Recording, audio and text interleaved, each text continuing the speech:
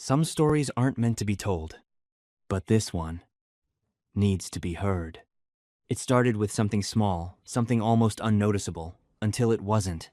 Before we uncover the truth, make sure you're subscribed for more unforgettable stories.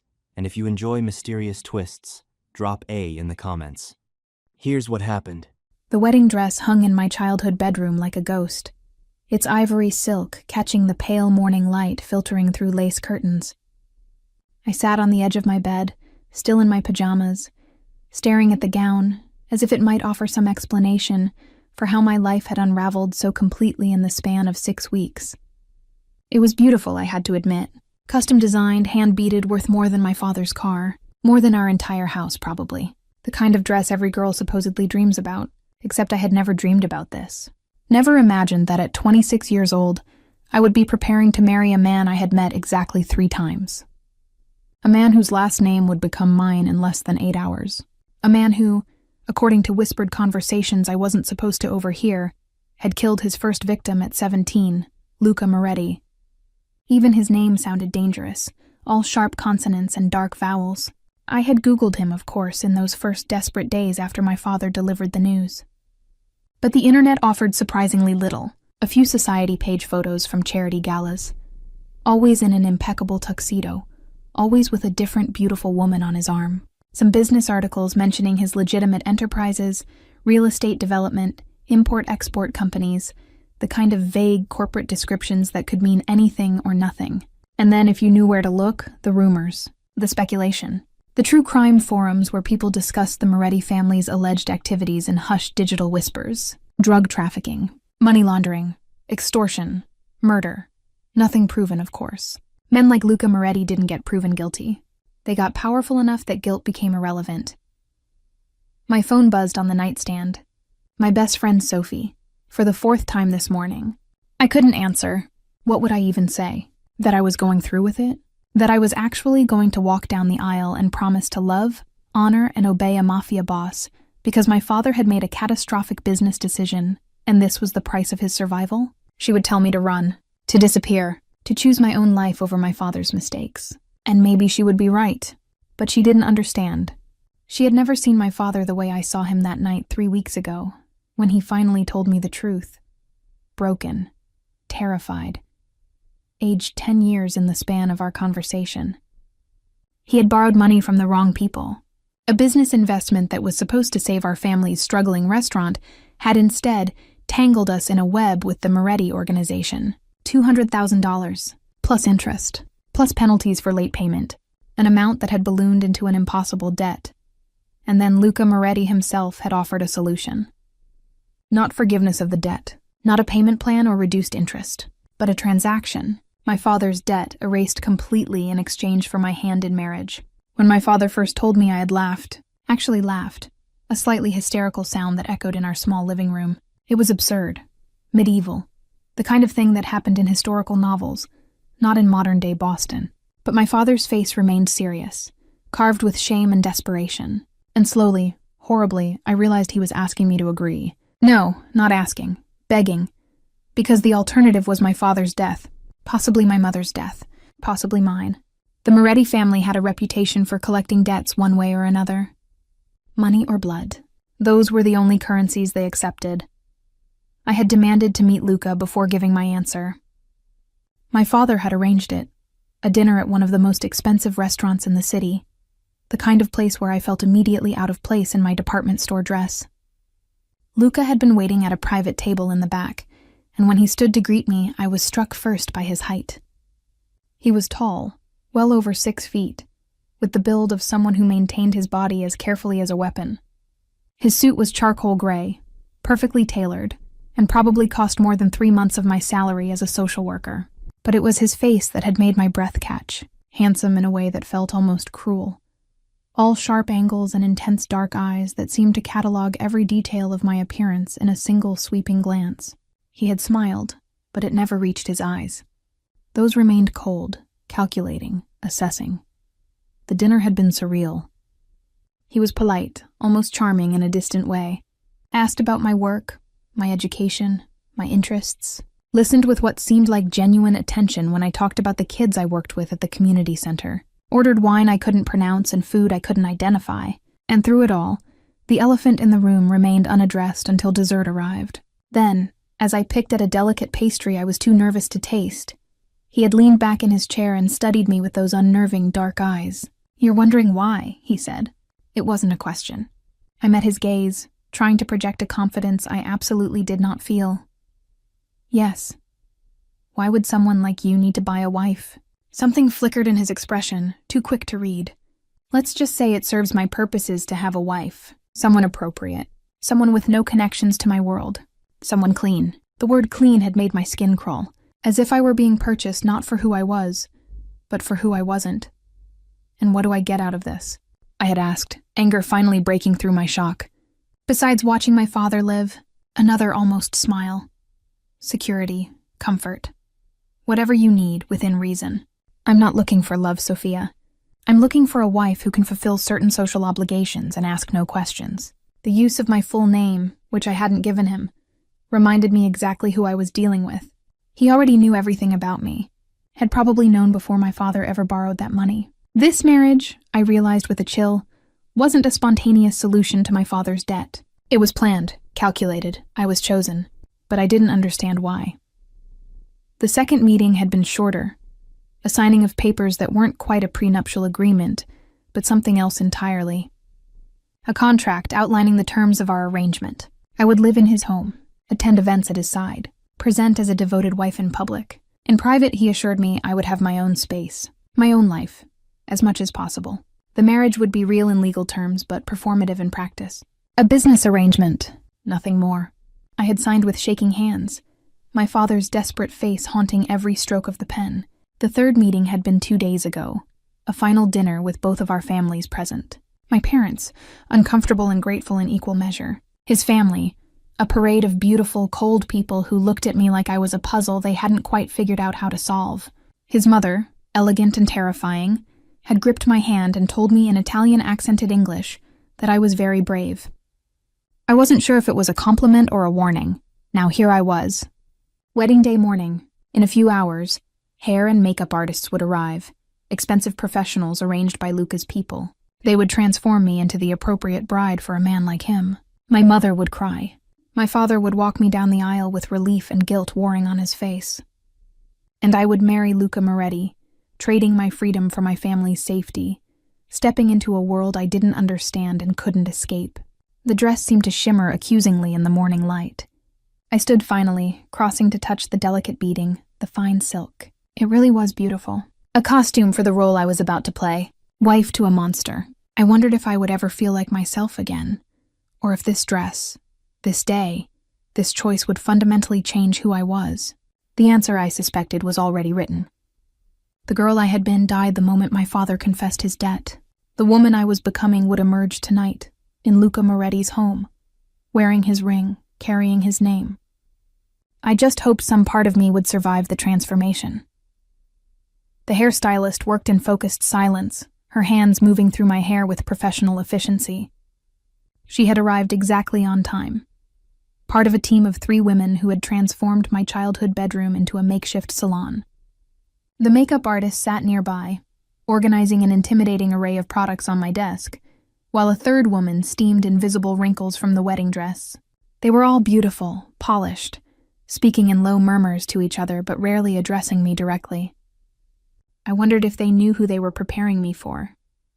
If they understood that this wasn't a normal wedding, that the bride sitting motionless in the chair was more prisoner than princess. But their faces revealed nothing, just calm professionalism as they went about their work. My mother hovered in the doorway, tissues already clutched in her hand though the tears hadn't started yet. She had been crying on and off for weeks, ever since learning about the arrangement. Guilt, relief, worry, all tangled together in a complicated knot of maternal emotion. She had tried, in her way, to talk to me about what to expect, about being a wife. But the conversation had been stilted, uncomfortable, because we both knew this wasn't a normal marriage. The usual advice didn't apply. I had stopped her gently, told her I would figure it out. The gratitude in her eyes had been almost unbearable. She blamed herself, I knew, blamed herself for not stopping my father's risky business decisions, for not finding another way, for allowing her daughter to be sold like property. But what choice had any of us really had? In the end, we were all just trying to survive. Sophie burst into the room with characteristic energy, breaking the heavy silence. She stopped short when she saw me, her eyes going wide. "Oh my God, Sophia. You look," she trailed off, emotion catching in her throat. I managed a small smile, seeing my reflection in the mirror for the first time since the stylist had started working. She was right. I did look different. My usually simple brown hair had been transformed into an elegant updo, soft curls framing my face. The makeup was subtle but perfecting, emphasizing my blue eyes, defining my features in a way I had never managed on my own. I looked older, more sophisticated, like someone who belonged in Luca Moretti's world, like someone who wasn't terrified. Sophie recovered quickly, coming to squeeze my shoulder, her eyes meeting mine in the mirror. "You're still sure about this? It's not too late. We could leave right now. Pack a bag, take my car. Just go." The fantasy was tempting, as it had been every time she suggested it over the past weeks. But I shook my head, the same answer I always gave. "I can't. My father," she started, but I cut her off gently.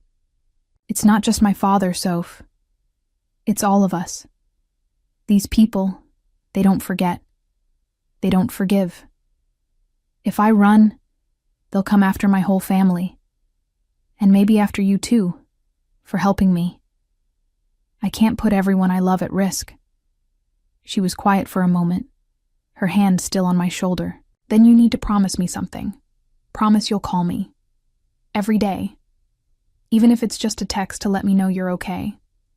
And if anything happens, if he hurts you or frightens you or anything, you call me immediately. We'll figure something out." I nodded, blinking back tears that would ruin the makeup artist's careful work. "I promise."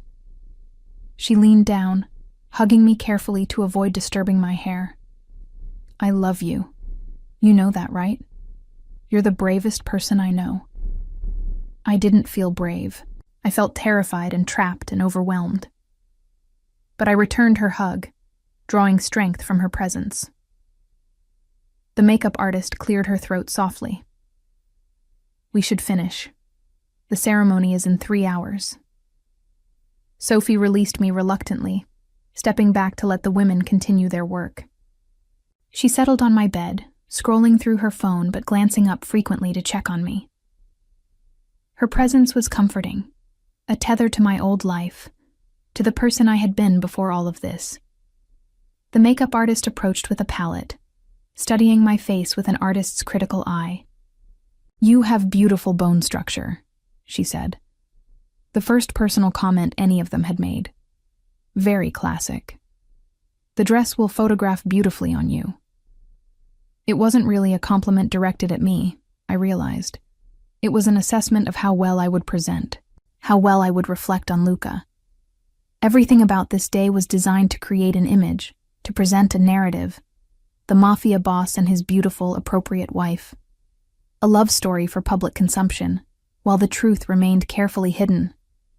As the woman worked, I let my mind drift, trying to imagine what came after today. I would move into Luca's home. A mansion in an exclusive neighborhood I had only driven through before, never imagining I would live there. I would have my own rooms, he had assured me, privacy. But I would also be expected to attend events, to smile at his side, to play the role of devoted wife. What would our daily life look like? Would we eat meals together? Make small talk about our days? Or would we exist in separate spheres, intersecting only when necessary for appearances? He had said the marriage would be performative, but he hadn't elaborated on the details. And I had been too overwhelmed to ask the practical questions. What were the rules of this arrangement? What were the boundaries? What exactly did he expect from me? The contract I had signed had been surprisingly vague on personal matters. It outlined financial arrangements, my access to accounts, my allowance. It specified my obligations regarding public appearances and social duties. It included confidentiality clauses that essentially forbade me from ever speaking about the true nature of our arrangement or anything I might learn about his business. But it said very little about our private relationship, about what happened behind closed doors. Luca had mentioned separate rooms, had framed this as a business arrangement, but we would be legally married. And marriage, even a forced one, came with certain traditional expectations. My mind shied away from that thought, too complicated and frightening to unpack while sitting in my childhood bedroom, being painted and primped like a doll. The makeup artist stepped back, surveying her work with satisfaction. Perfect. Let's get you in the dress. The three women moved with coordinated efficiency, helping me stand, guiding me into the adjoining bathroom where the dress waited. My mother followed, her tissues forgotten as she watched them carefully lift the gown, hold it steady as I stepped into it. The silk whispered against my skin, cool and foreign. They pulled it up, fastened what felt like 1,000 tiny buttons up my back, adjusted the fit until it hung perfectly. Then finally, they turned me toward the full-length mirror. I didn't recognize the woman staring back at me. She was elegant, poised, beautiful in a way I had never considered myself. The dress fit like it had been designed for my body specifically, which it had. The neckline was modest but flattering, the waist cinched, the skirt flowing in delicate layers. The beading caught the light with every small movement, creating an almost ethereal effect. I looked like a bride from a magazine, like someone else entirely. My mother made a sound, half sob, half gasp. Oh, Sophia, my baby girl. She was crying now, tears streaming freely. You're so beautiful. I felt my own eyes prickle but forced the tears back. I couldn't cry, couldn't ruin the makeup, couldn't show weakness, not today. Today I had to be strong, had to convince everyone, including myself, that I could do this. The lead stylist produced a veil, simple and elegant, attaching it carefully to my updo. It cascaded down my back, the final touch to the bridal costume. There, she said, satisfaction in her voice. You're ready. But I wasn't ready. Would never be ready. Still, I nodded, accepting the bouquet someone handed me.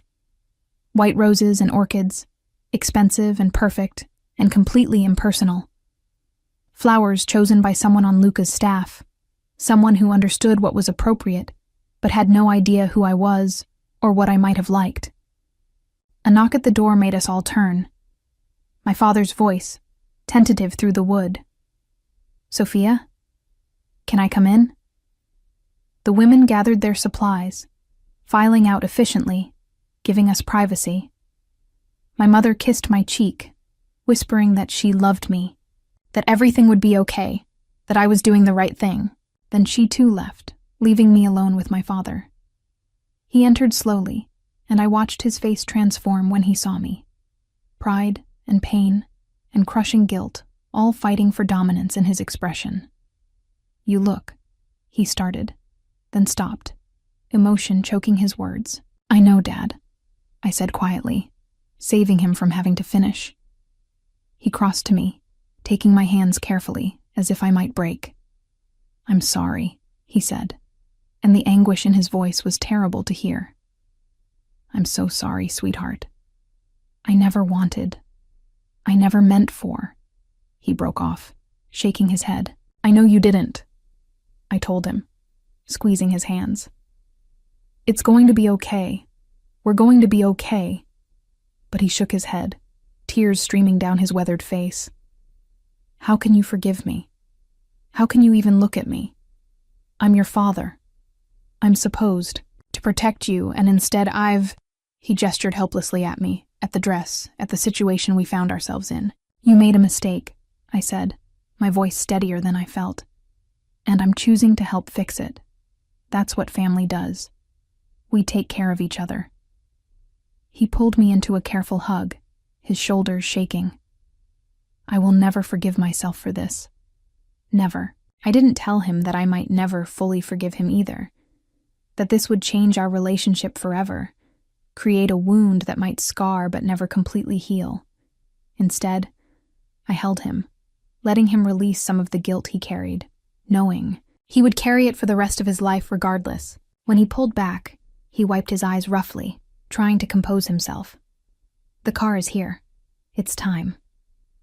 I nodded, picking up my bouquet with hands that only trembled slightly. "Then let's go. Let's get me married." The church was far more crowded than I had expected. I had imagined something small, intimate, just immediate family, and perhaps a few close associates of Luca's.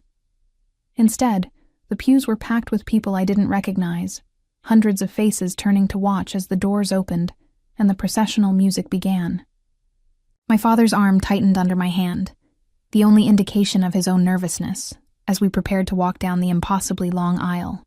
I could see Luca at the altar, a distant figure in a black tuxedo, his face unreadable from this distance. Beside him stood several men, presumably his groomsmen, all wearing similar expressions of cool detachment. This wasn't a celebration of love. It was a display of power, a message to everyone present that Luca Moretti had acquired something new, something valuable. Me. The music swelled, and my father took the first step forward. I moved with him automatically, years of dance lessons and school performances kicking in to keep my posture straight, my steps measured, my face composed into something resembling bridal happiness. As we moved down the aisle, I began to understand the crowd. These weren't friends and family in the traditional sense. They were associates, business partners, members of the organization, people who needed to witness this union, to understand its implications, to adjust their own calculations accordingly. I saw women in designer dresses and dripping with jewelry that could fund a small country. Men in expensive suits with hard eyes that tracked my progress with unsettling intensity. This was the world I was marrying into. Beautiful, dangerous, and completely foreign to everything I had known. Halfway down the aisle, my eyes finally met Luca's. He was watching me with an expression I couldn't quite read. Not happiness, certainly, not love, but something else. Something almost like satisfaction, as if I were meeting his expectations, as if the investment was proving sound. When we reached the altar, my father lifted my veil with shaking hands, kissed my cheek, and then did something that nearly broke my composure. He took Luca's hand and placed mine in it, a gesture of trust that we both knew was forced. "Please," my father whispered, so quietly I almost didn't hear it. "Please take care of her." Luca's response was equally quiet but firm. "I will." The promise sounded like a vow more binding than the ones we were about to exchange. My father stepped back, retreating to sit beside my mother, and I was left standing next to Luca, our hands joined, facing the priest. Up close, Luca was even more imposing than I remembered. The tuxedo was perfectly tailored to his powerful frame, and he smelled of expensive cologne, something dark and woody that probably cost more than my monthly rent. His hand holding mine was warm, his grip firm but not painful. He looked down at me, and for just a moment something flickered in his dark eyes. Then it was gone, replaced by the same cool mask he wore so effortlessly. The priest began speaking, his voice carrying through the church, but I barely heard the words. I was too focused on trying to breathe normally, on maintaining my composure, on not thinking about the fact that in a few minutes I would be legally bound to this man. Forever. Or at least until death do us part, which in his world might come sooner than in others. The ceremony proceeded with traditional efficiency. Readings I didn't remember choosing, music I hadn't selected. Every detail had been arranged by others, and I was simply a participant in a production I hadn't auditioned for. When it came time for the vows, Luca's voice was steady and clear, each word pronounced with careful precision. "I, Luca Antonio Moretti, take you, Sofia Marie Castellano, to be my lawfully wedded wife, to have and to hold from this day forward, for better or for worse, for richer or for poorer, in sickness and in health, until death do us part." The traditional words, spoken by a man who dealt in death. The irony wasn't lost on me. Then it was my turn. My voice came out quieter than his, but still audible in the silent church. "I, Sofia Marie Castellano, take you, Luca Antonio Moretti, to be my lawfully wedded husband." The words felt foreign in my mouth, a script I was reciting, To have and to hold from this day forward, for better or for worse, for richer or for poorer, in sickness and in health, until death do us part. The priest blessed the rings, simple platinum bands that had appeared from somewhere, probably Luca's best man. Luca took my hand again, and I felt the cool metal slide onto my finger, a physical manifestation of the chain I was accepting. Then I took his ring, my hands trembling slightly as I pushed it onto his finger. His hands were large, masculine, and for just a moment I thought about what those hands had done, the violence they had inflicted, the power they wielded, and now one of them wore my ring, this small circle of metal that bound us together in the eyes of the law and God. By the power vested in me, the priest intoned, "I now pronounce you husband and wife." He paused, the traditional smile on his face. "You may kiss your bride." This was the moment I had been dreading. Luca turned to face me fully, his hands coming up to frame my face with surprising gentleness. He was giving me a moment, I realized, a chance to prepare. Then he leaned down, and his lips met mine. The kiss was soft, brief, appropriate for a church wedding. But even that chaste contact sent a shock through my system. His lips were warm, firm, and the kiss, while not passionate, wasn't entirely cold either. It felt like a promise, or maybe a warning. When he pulled back, his eyes searched mine for just a second, as if looking for my reaction. Then he stepped back, took my hand, and turned us to face the congregation. "Ladies and gentlemen," the priest announced, his voice full of false cheer, "I present to you Mr. and Mrs. Luca Moretti." The applause was thunderous, echoing off the vaulted ceiling. But it felt wrong, performative, like everything else about this day. These people weren't celebrating our love. They were acknowledging a transaction, a consolidation of power, a move in whatever complicated game Luca was playing. We walked back down the aisle together, my hand tucked into the crook of Luca's arm, and I noticed things I had missed on the way in. Security personnel stationed at regular intervals, trying to look like regular guests but identifiable by their posture, their vigilance. The way certain people nodded to Luca with deference that went beyond wedding etiquette. The expensive gifts already piled on a table near the entrance, tokens of respect or perhaps tributes. This wasn't just a wedding. It was a gathering of a criminal empire, and I had just become its queen. The thought should have been empowering. Instead, it was terrifying. Outside the church, a limousine waited, sleek and black and absurdly long. Luca helped me inside, gathering the yards of dress fabric so it wouldn't catch in the door. Then he slid in beside me, and suddenly we were alone together for the first time as husband and wife. The privacy screen was up, separating us from the driver. The tinted windows blocked out the curious stares of the crowd gathering outside the church. It was just the two of us in this leather and luxury cocoon, and the silence stretched uncomfortably. "You did well," Luca said finally, his voice low, very composed. It wasn't quite a compliment, more of an assessment. I managed to meet his eyes. "What happens now? Now we go to the reception. More performance, more witnesses. Then tonight we go home, his home, a place I had never seen, where I would live from this day forward." The contract had specified I would have my own rooms, my own space. But what did that really mean in practice? Before I could ask, he continued, "I know you have questions. We'll talk tonight, after all of this is finished. For now, just stay close to me at the reception. Smile when appropriate. You don't need to make conversation with anyone unless you want to. I'll handle everything." It was a command disguised as reassurance, I realized. He was telling me how to behave, what was expected. I should have bristled at being given instructions like a child. Instead, I felt a strange relief. At least he was giving me guidelines. At least I knew what role to play. The reception was being held at one of the most exclusive hotels in Boston, a historic building that had been entirely reserved for the event. When we arrived, we were announced as Mr. and Mrs. Moretti for the first time, and I felt the weight of the new name settle over me. I wasn't Sofia Castellano anymore. That person had ceased to exist the moment I said I do. Now I was Sofia Moretti, wife to a mafia boss, part of a world I barely understood. The ballroom was spectacular, decorated in white and gold, with flowers everywhere and chandeliers glittering overhead. A band played elegant music. Waiters circulated with champagne and hors d'oeuvres. It looked like every expensive wedding I had ever seen in magazines, except for the undercurrent of danger, the sense that this beautiful scene could turn violent in an instant if the wrong thing was said or done. Luca kept me close. his hand on the small of my back, guiding me through the crowd. People approached to offer congratulations, and I smiled and thanked them, playing my part. The women complimented my dress. The men complimented Luca on his beautiful bride, as if I were a possession to be admired. Some faces were kind, others calculating, a few openly hostile.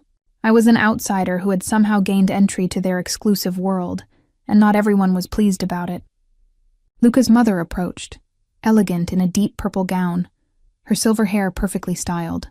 She kissed both my cheeks in the European fashion, then held me at arm's length to study me. "You are very lovely," she said in her accented English, "and very young. I hope you know what you've agreed to." Before I could respond, she turned to Luca, speaking in rapid Italian. His expression tightened, and he replied in the same language, his tone sharp.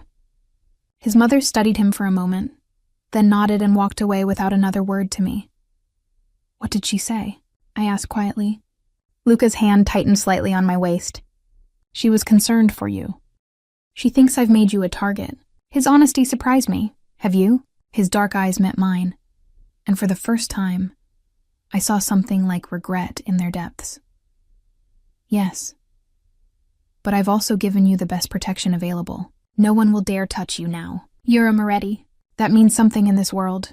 It means safety, even if it means other things too." The admission that I was now in danger, that marrying him had painted a target on my back, should have terrified me.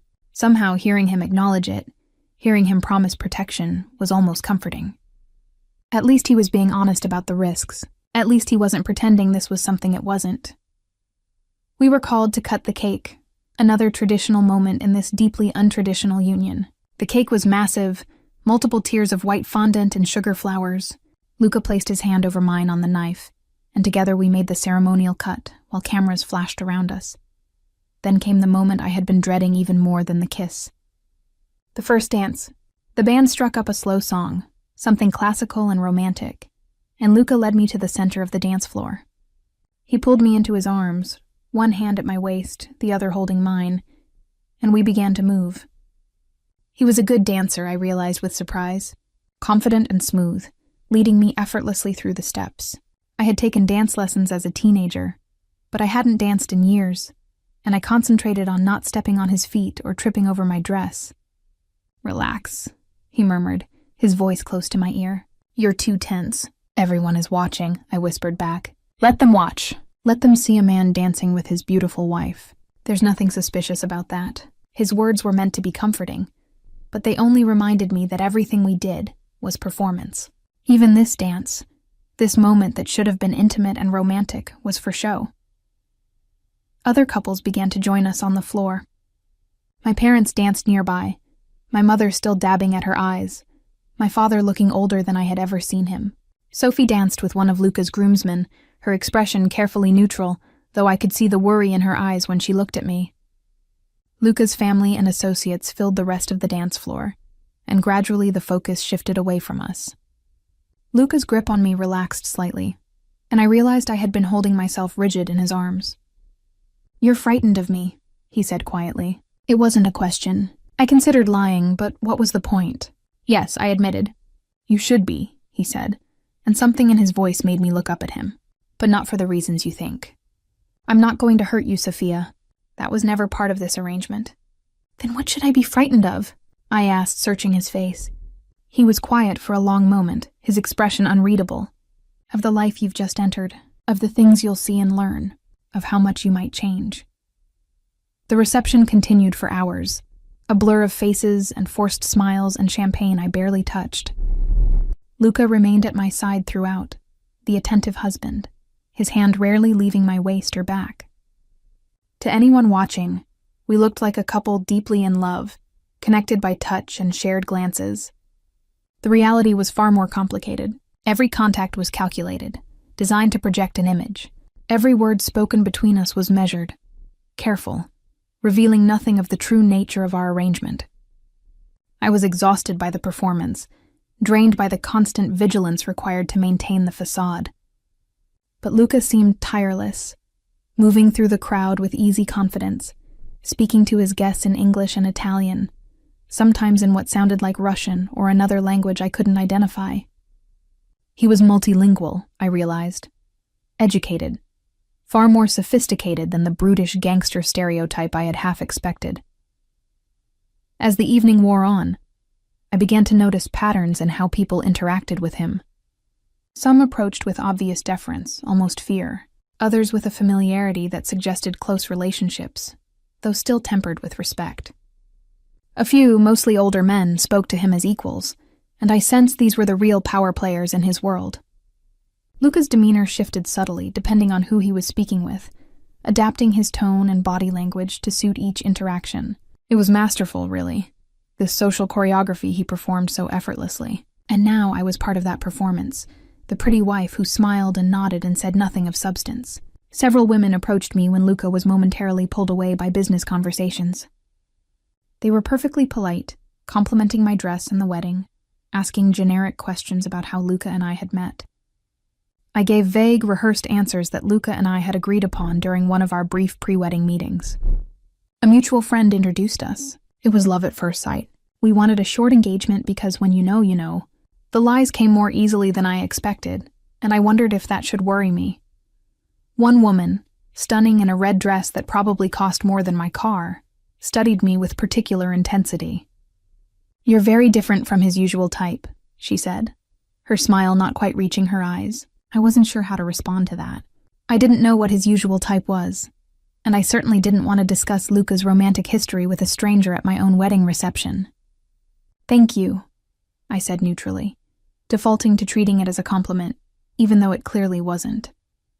She laughed, a sharp sound. "You're welcome. I hope you know what you're getting into." Before I could ask what she meant, Luca reappeared at my side, his hand sliding possessively around my waist. His expression was pleasant, but I felt the tension in his body. "Vanessa," he said coolly, "I see you've met my wife." The woman Vanessa smiled at him with a familiarity that made me uncomfortable. "I have. She's charming, Luca, very innocent. She's perfect," he replied, and something in his tone made it clear the conversation was over. Vanessa's smile tightened, but she took the dismissal gracefully, drifting away into the crowd. "Who was that?" I asked quietly when she was out of earshot. "Someone from my past," Luca said, his voice giving nothing away. "No one you need to concern yourself with." But the encounter had rattled me, adding another layer of complexity to my already overwhelming situation. Luca had a past, obviously. Relationships. Perhaps even women who had expected to be standing where I was now, wearing this ring, carrying this name. I was an interloper, a stranger who had been inserted into his life through circumstance rather than choice. How many people here resented my presence? How many saw me as an obstacle or a threat? Finally, mercifully, Luca leaned down to whisper in my ear. "It's time to go. We've fulfilled our obligations. We can leave now." Relief flooded through me. I nodded, perhaps too eagerly, and he guided me through the crowd toward the exit. There was a traditional moment where I was supposed to throw the bouquet, and a cluster of single women had gathered, but the whole ritual felt absurd given the circumstances. I tossed the flowers without much aim, and they were caught by a young woman who squealed with delight. Then Luca and I were moving through a rain of rose petals thrown by guests, toward the waiting limousine. The car pulled away from the hotel, and I watched through the tinted window as the lit venue grew smaller behind us. It felt symbolic somehow, this physical distance growing between me and my old life. "I'm tired," I said quietly, the first honest thing I had said in hours. Luca glanced at me, and his expression softened almost imperceptibly. "I know, it's been a long day. We'll be home soon. Home. That word again." I watched the city pass outside the window as we drove, trying to memorize landmarks, to understand the route. We were heading north, toward the exclusive suburbs where old money lived behind gates and walls. After about 20 minutes, the limousine turned onto a private road, stopped at a security gate where Luca entered a code, and then continued up a long, tree-lined driveway. The house, when it came into view, was not what I had expected. I had imagined something ostentatious, a mansion designed to display wealth. Instead, it was elegant and understated, a sprawling estate built in a classical style, all stone and symmetry and old-world charm. Lights glowed in several windows, making it look almost welcoming. The car stopped at the front entrance, and Luca exited first, then turned to help me out. The yards of dress made it awkward, but he managed to gather the fabric efficiently, his hand supporting my elbow as I stood. The front door opened before we reached it, and a woman appeared, older, dressed in simple black pants and a white blouse. Her gray hair was pulled back in a neat bun, and her face was kind but professional. "Mr. Moretti," she said with a slight accent, possibly Eastern European. "Welcome home, and welcome, Mrs. Moretti. I'm Elena. I manage the household staff. If you need anything at all, please let me know." "Thank you, Elena," Luca said. "This is my wife, Sophia. Please make sure she has everything she needs." "Of course, sir. Your rooms are prepared. Shall I show Mrs. Moretti upstairs?" Luca glanced at me. "Are you hungry? There's food prepared if you'd like to eat." I shook my head. "Just tired." He nodded. "Elena will show you to your suite. Get settled, rest. We'll talk in the morning."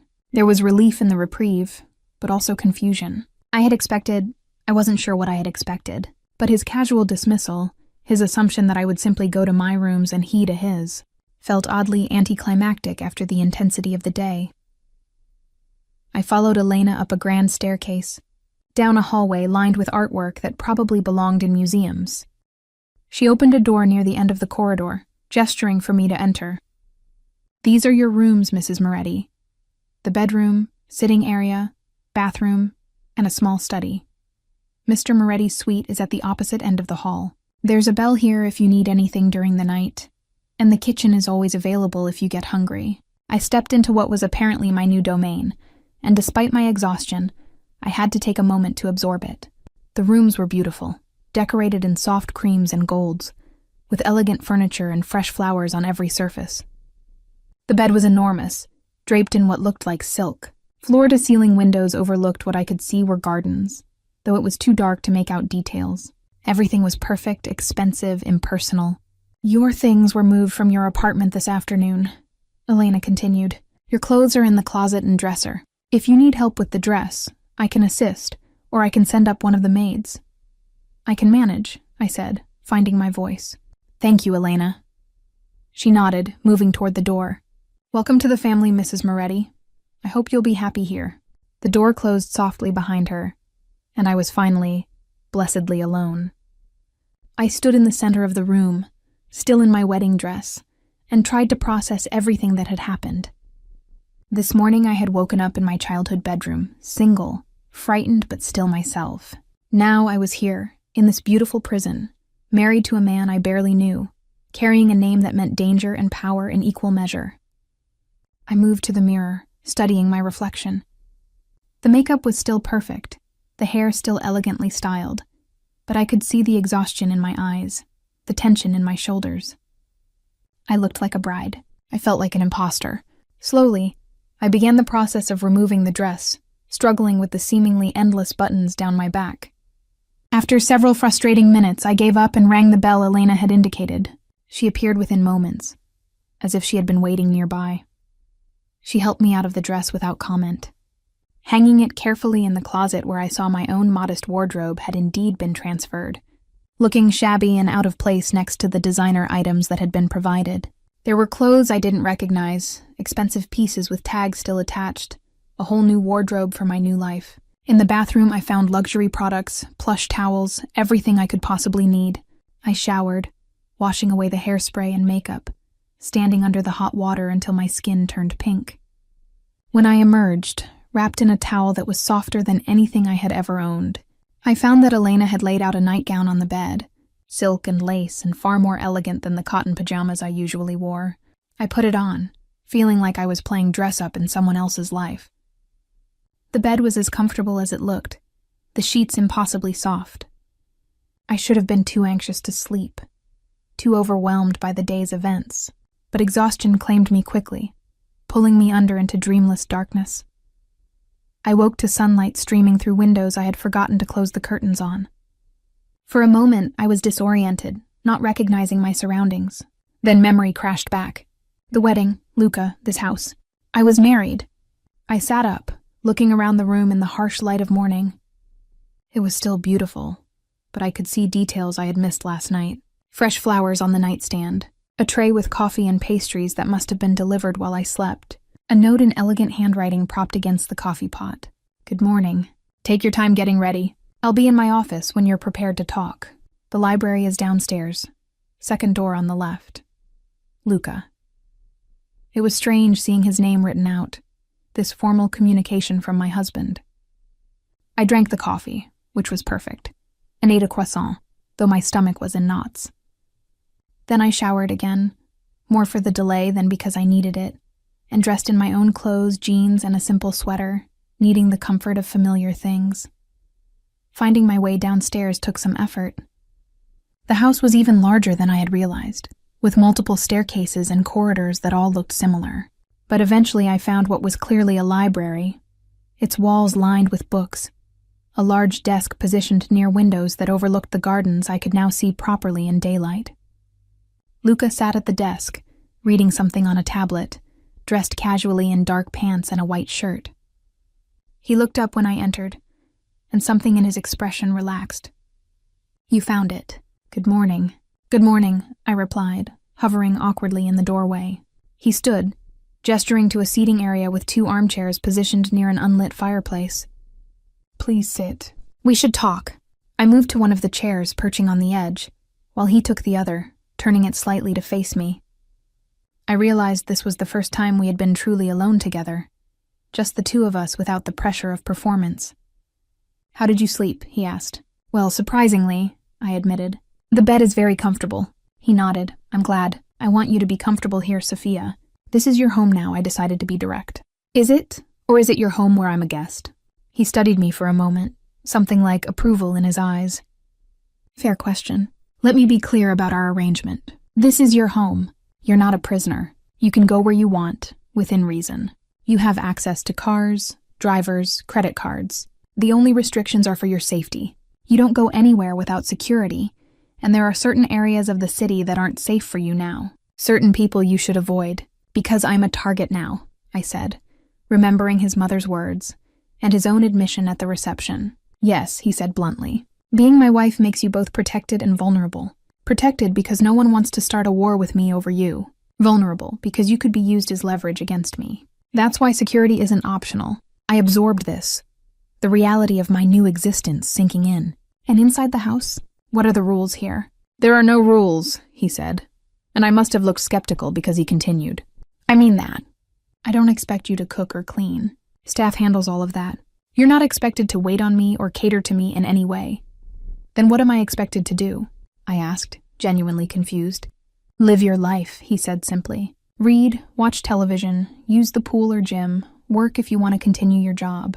The only thing I ask is that you're available when I need you for social obligations. Dinners, events, gatherings where I need a wife at my side. Those are the performances we discussed. I'll give you as much notice as possible. And the rest of the time? The rest of the time, you do what you want. We can share meals if you'd like company, or eat separately if you prefer privacy. We can spend time together, or maintain distance." He paused, his gaze intense. "I know this isn't a normal marriage, Sophia. I'm not going to pretend we're in love or force some kind of domestic fantasy, but we can be civil. We can be respectful. We might even become friends given time." "Friends?" I repeated, the word sounding strange in this context. "Is that what you want?" "What I want," he said carefully, "is for you to not be miserable. This situation is what it is. I can't change that. But I can try to make it tolerable." The honesty was almost disarming. "What about," I hesitated, not sure how to phrase this, "physical expectations?" His expression didn't change, but something flickered in his eyes. "I'm not going to force myself on you if that's what you're asking. Despite what you might think, I'm not a monster. When and if anything physical happens between us, it will be because we both want it. Until then, we have our separate rooms, our separate lives." The relief was overwhelming, but also confusing. Then why marry me at all? You could have just forgiven my father's debt. Why go through all of this? For a long moment, he didn't answer, his gaze distant. When he spoke, his voice was measured. "I needed a wife. Someone appropriate. Someone with no connections to my world. Someone I could trust because our interests were aligned. Your father's debt provided an opportunity." He looked at me directly. "I know you think I'm the villain in this story, Sophia, and maybe I am. But I'm trying to be a benevolent villain, at least where you're concerned." I didn't know what to say to that, to this strange mixture of honesty and manipulation. Before I could formulate a response, his phone buzzed. He glanced at it, and his expression hardened. "I need to take this. We'll continue this conversation later." He stood, already moving toward the door, the phone to his ear. speaking in rapid Italian. And just like that, I was alone again, left with more questions than answers about the man I had married and the life I had agreed to live. The first week of my marriage passed in a strange suspension of reality. I moved through the beautiful house like a ghost, exploring rooms that felt more like museum exhibits than living spaces. There was a music room with a grand piano that looked like it had never been played, a formal dining room with a table that could seat 20, a conservatory filled with exotic plants that someone clearly tended with meticulous care, multiple sitting rooms, each decorated in a different style, all elegant and impersonal. I found myself gravitating toward the library, which felt more lived in than the other spaces. The books showed signs of actual reading, and there were personal touches scattered around. A coffee mug with a ring stain on the desk, reading glasses left on an open book, a photograph tucked between volumes, showing a much younger Luca with an older man who shared his features. Luca himself remained largely absent during those first days. He left early each morning, dressed in expensive suits, carrying himself with the confidence of a man who controlled his world completely. Sometimes he returned for dinner, sometimes not until late at night. When we did share meals, the conversation was polite but distant. He asked about my day, whether I needed anything, if I was comfortable. I gave equally polite responses, and we maintained the careful distance we had established. It was civilized, respectful, and utterly surreal. I was living in luxury beyond anything I had ever imagined, married to a man who treated me like a valued houseguest, trying to adjust to a life that felt like an elaborate performance with an audience of one. Elena managed the household with quiet efficiency, anticipating needs I didn't even know I had. Meals appeared at regular intervals. My laundry was done and returned pressed and folded. Fresh flowers appeared in my rooms daily. The staff was small but professional, moving through the house like shadows, maintaining the perfection without intruding on my space. They were polite when we encountered each other, but kept their distance, and I sensed they had been instructed not to engage beyond basic pleasantries. I was the boss's wife, to be treated with respect but not familiarity. It was isolating in a way I hadn't expected. I had thought the hardest part would be living with Luca, navigating the tension and fear of being married to a dangerous man. Instead, the hardest part was the loneliness, the sense of existing in a beautiful bubble with no real connection to anything or anyone. Sophie called daily, as promised, but our conversations were stilted. I couldn't tell her the truth about my situation, couldn't explain that my husband was polite and distant, and that I spent my days wandering through a mansion like a well-dressed prisoner. So I gave vague reassurances that I was fine, that everything was wonderful, that married life was an adjustment but a good one. On the fourth day, I discovered the gym, a fully equipped space in the basement that looked like it belonged in an exclusive health club. I had always used exercise as a way to manage stress, and the familiar burn of physical exertion was a relief after days of mental tension. I was on the treadmill, music playing through expensive headphones, when I became aware of someone watching me. I turned to find Luca in the doorway, dressed in workout clothes, a towel draped around his neck. He looked different in casual athletic wear, more human somehow, though no less imposing. I pulled out my earbuds, suddenly self-conscious in my old yoga pants and t-shirt. "Sorry," I said, stepping off the treadmill. "I didn't know you used this space. I can come back later." "Don't be ridiculous," he said, moving into the room. "This is your house too. Besides, I was hoping we might work out together. I could use a training partner." The suggestion surprised me. We had been so careful to maintain our separate spheres, and this felt like a step toward something more personal. "I'm not sure I'd be much of a training partner," I said. "I mostly just run and do basic strength training." "That's perfect," he replied, moving to a weight bench. "I need someone to spot me anyway." The next hour was the most normal time we had spent together since the wedding. He was a serious athlete, I realized, his workout routine intense and focused. But he was also patient, adjusting weights for me, offering tips on form, treating me like a genuine partner rather than an obligation. When he removed his shirt to do pull-ups, I tried not to stare at the evidence of his dedication to fitness.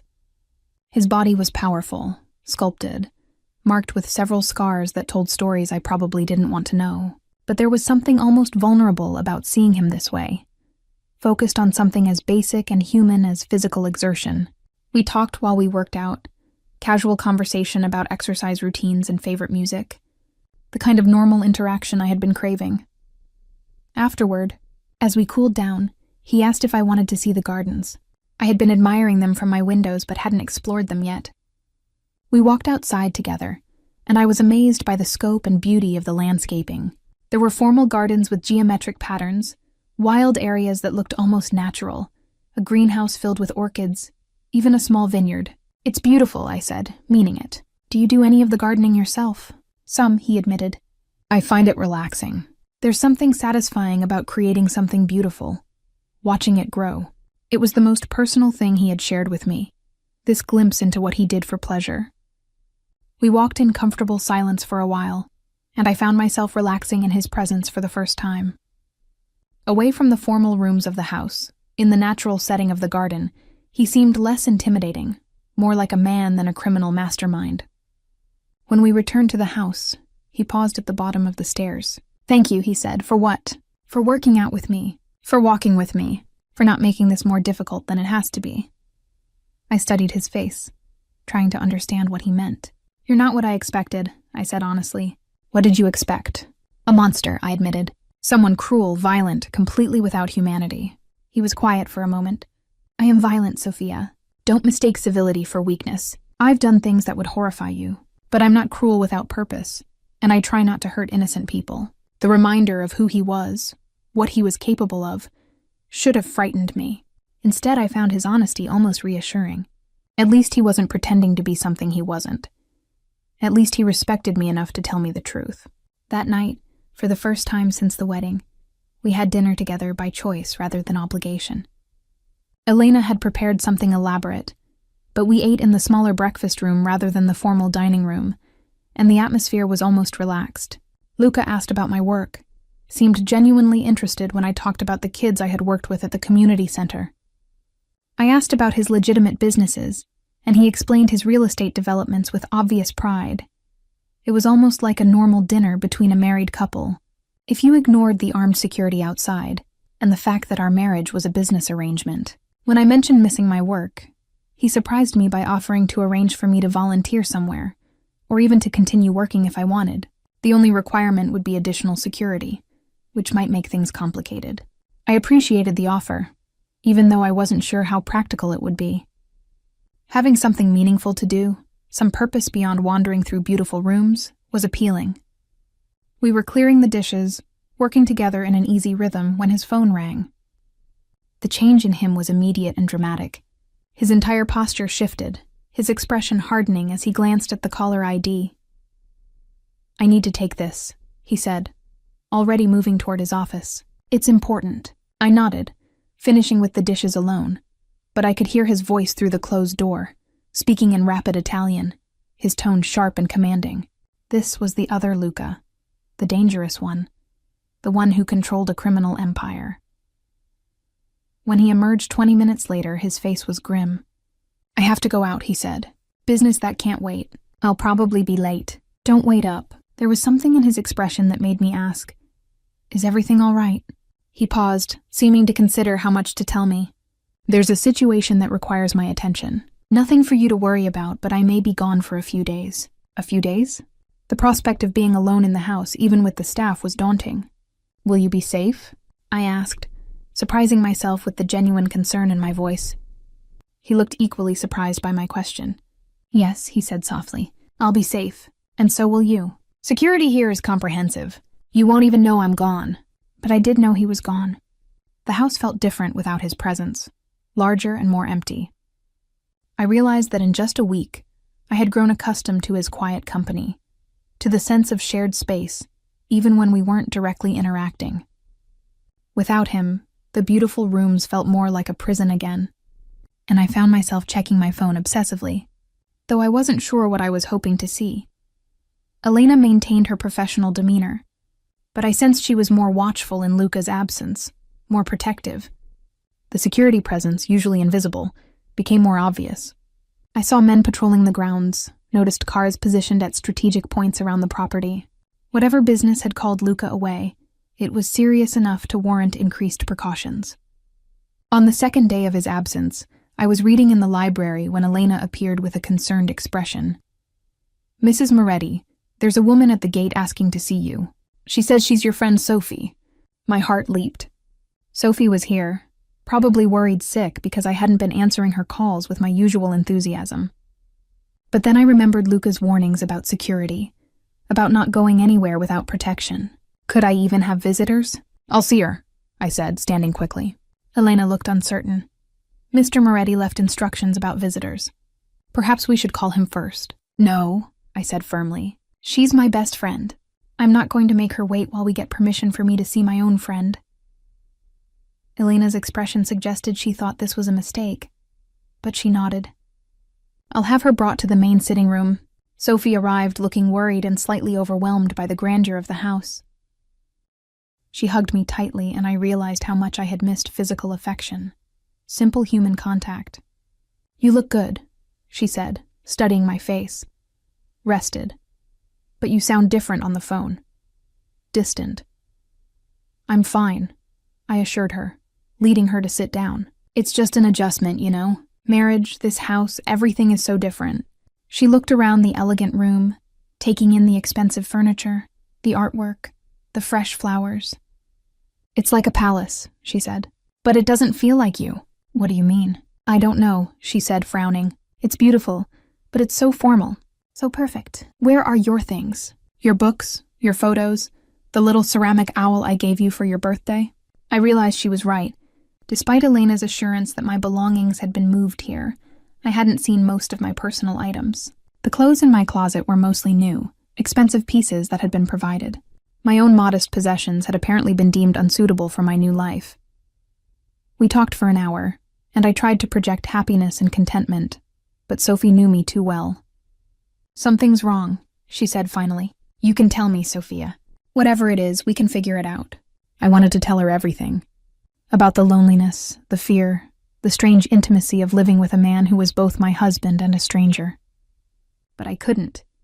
The confidentiality clauses in my contract were clear, and beyond that, I didn't want to put her in danger by involving her in my new world. I'm just adjusting, I repeated. It's a big change. She didn't look convinced, but she didn't push. When she left, promising to visit again soon, I felt more alone than ever. That evening, as I ate dinner by myself in the too-quiet house, I found myself wondering where Luca was, what dangerous business had called him away, whether he was safe. The concern surprised me. When had I started caring about his well-being? When had this stranger become someone whose absence I noticed, whose safety mattered to me? The realization was unsettling, a sign that the careful distance I had been maintaining was already beginning to erode. I was getting ready for bed when I heard a car in the driveway. From my bedroom window, I could see headlights approaching the house, and my heart rate quickened. Luca was back. I heard voices downstairs, his familiar tones speaking to Elena, and felt a relief that was entirely disproportionate to the situation. He was my captor, essentially, the architect of this strange life I was living. I shouldn't be happy about his return, but I was brushing my teeth when I heard a soft knock at my door. I opened it to find Luca, still in his suit but looking tired, his usually perfect appearance slightly disheveled. I wanted to let you know I was back, he said quietly. I know it's late. How did everything go? I asked, then immediately wondered if I should have. If his business was something I was better off not knowing about. It went well, he said, studying my face. Were you worried? The question was gentle, almost hopeful. I admitted, surprising us both. I'm glad you're safe. Something shifted in his expression. A warmth I hadn't seen before. Thank you, he said softly. That means more than you know. We stood there for a moment, looking at each other across the threshold of my room, and I felt something change between us. A crack in the careful walls we had built, a glimpse of something more complicated than our business arrangement. Then he stepped back, the moment passing. Get some rest, he said. We'll talk tomorrow. But as I closed the door and returned to my bed, I knew that something fundamental had shifted.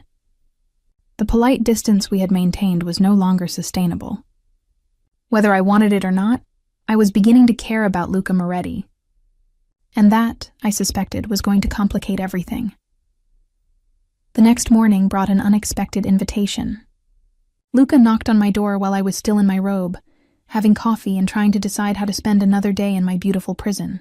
When I opened the door, he was dressed casually in jeans and a sweater, looking more relaxed than I had seen him since our wedding day. "I have a proposition," he said without preamble. "I need to visit one of my properties today, a restaurant in the North End.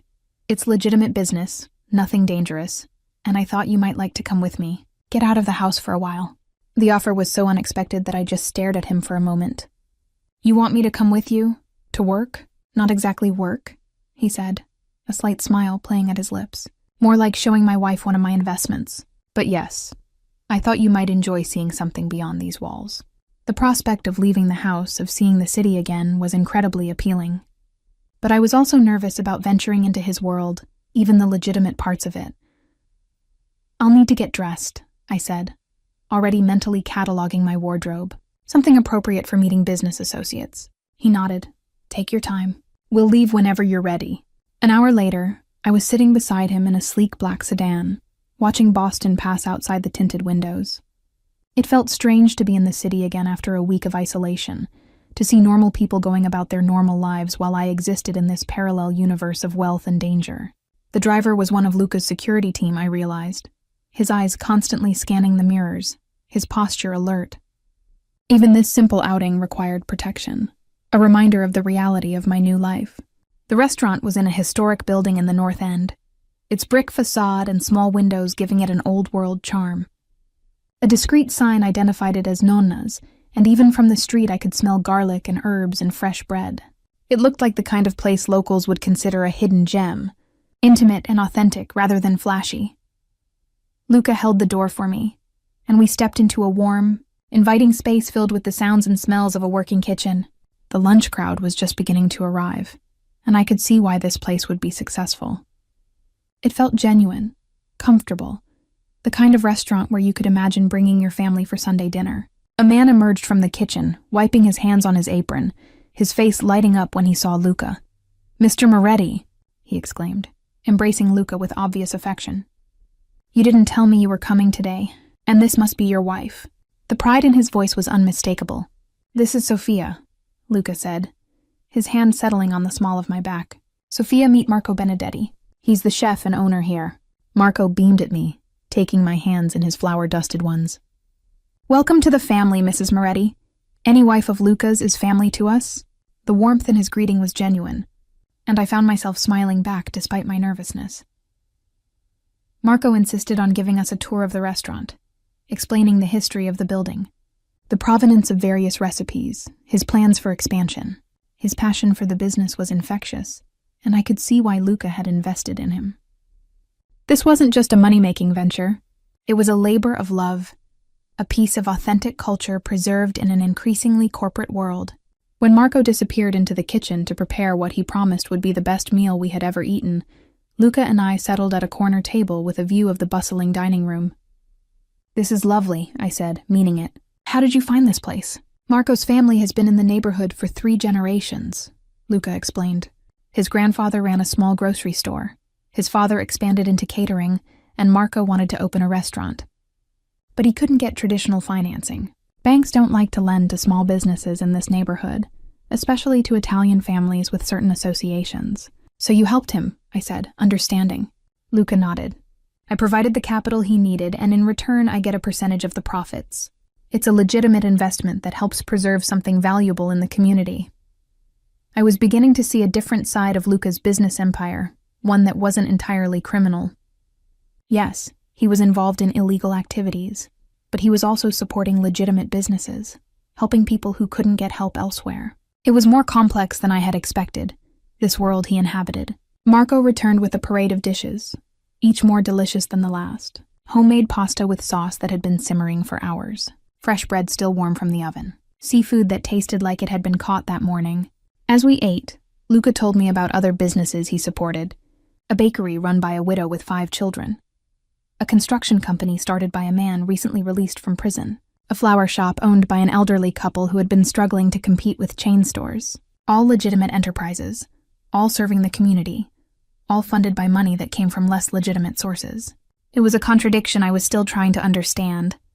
This man who could be both criminal and benefactor.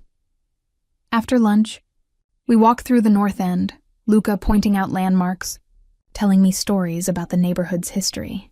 People recognized him, I realized. Shopkeepers nodded respectfully. Children playing in small parks waved. Elderly women sitting on stoops smiled and called out greetings in Italian. He wasn't just a criminal here.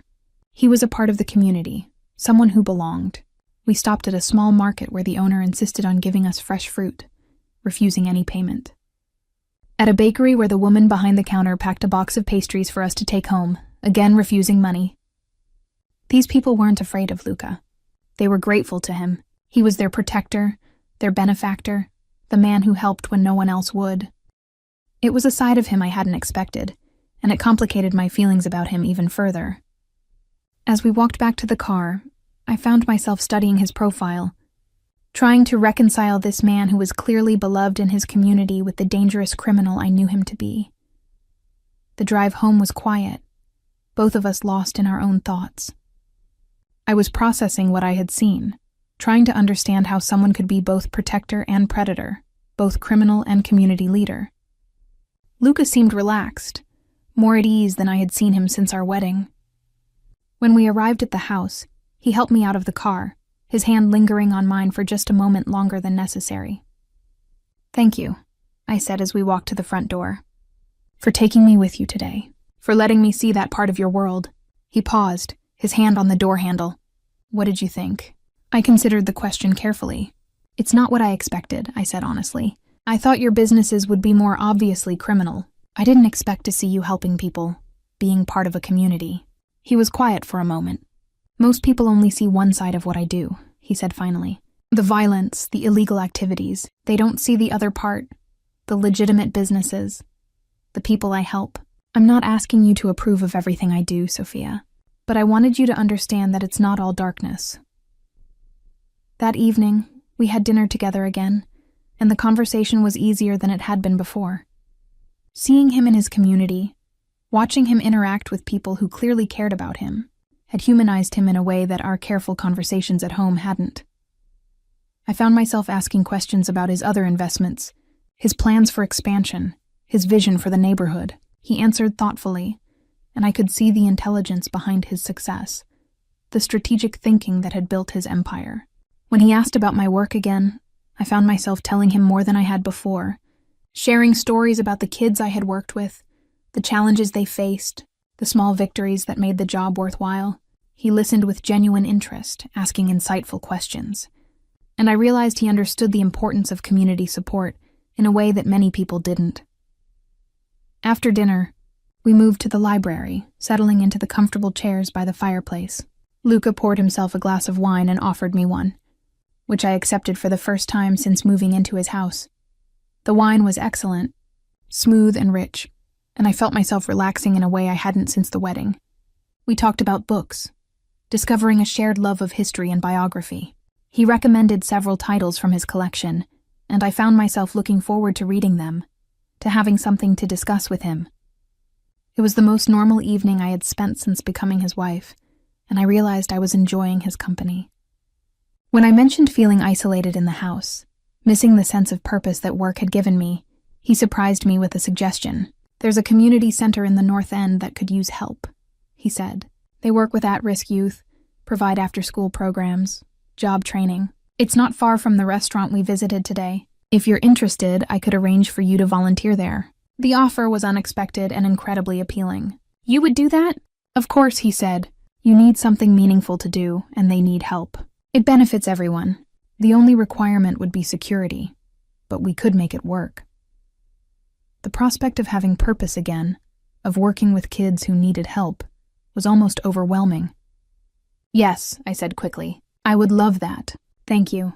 He smiled, the first genuine smile I had seen from him, and it transformed his face completely.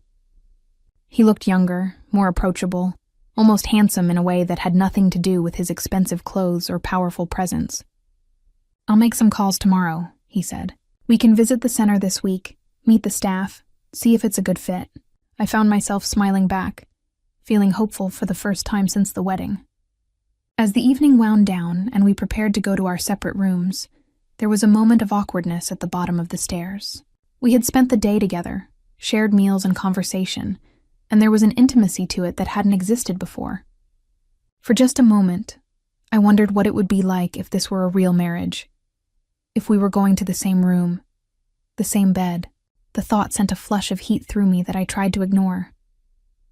"Good night, Sophia," Luca said softly, his dark eyes holding mine. "Thank you for today, for coming with me, for giving me a chance to show you something different." "Good night," I replied, my voice slightly breathless. I had a wonderful time.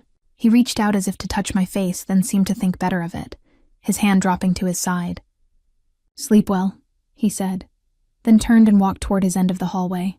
I watched him go, noting the confident way he moved, the breadth of his shoulders, the way his hair curled slightly at the nape of his neck.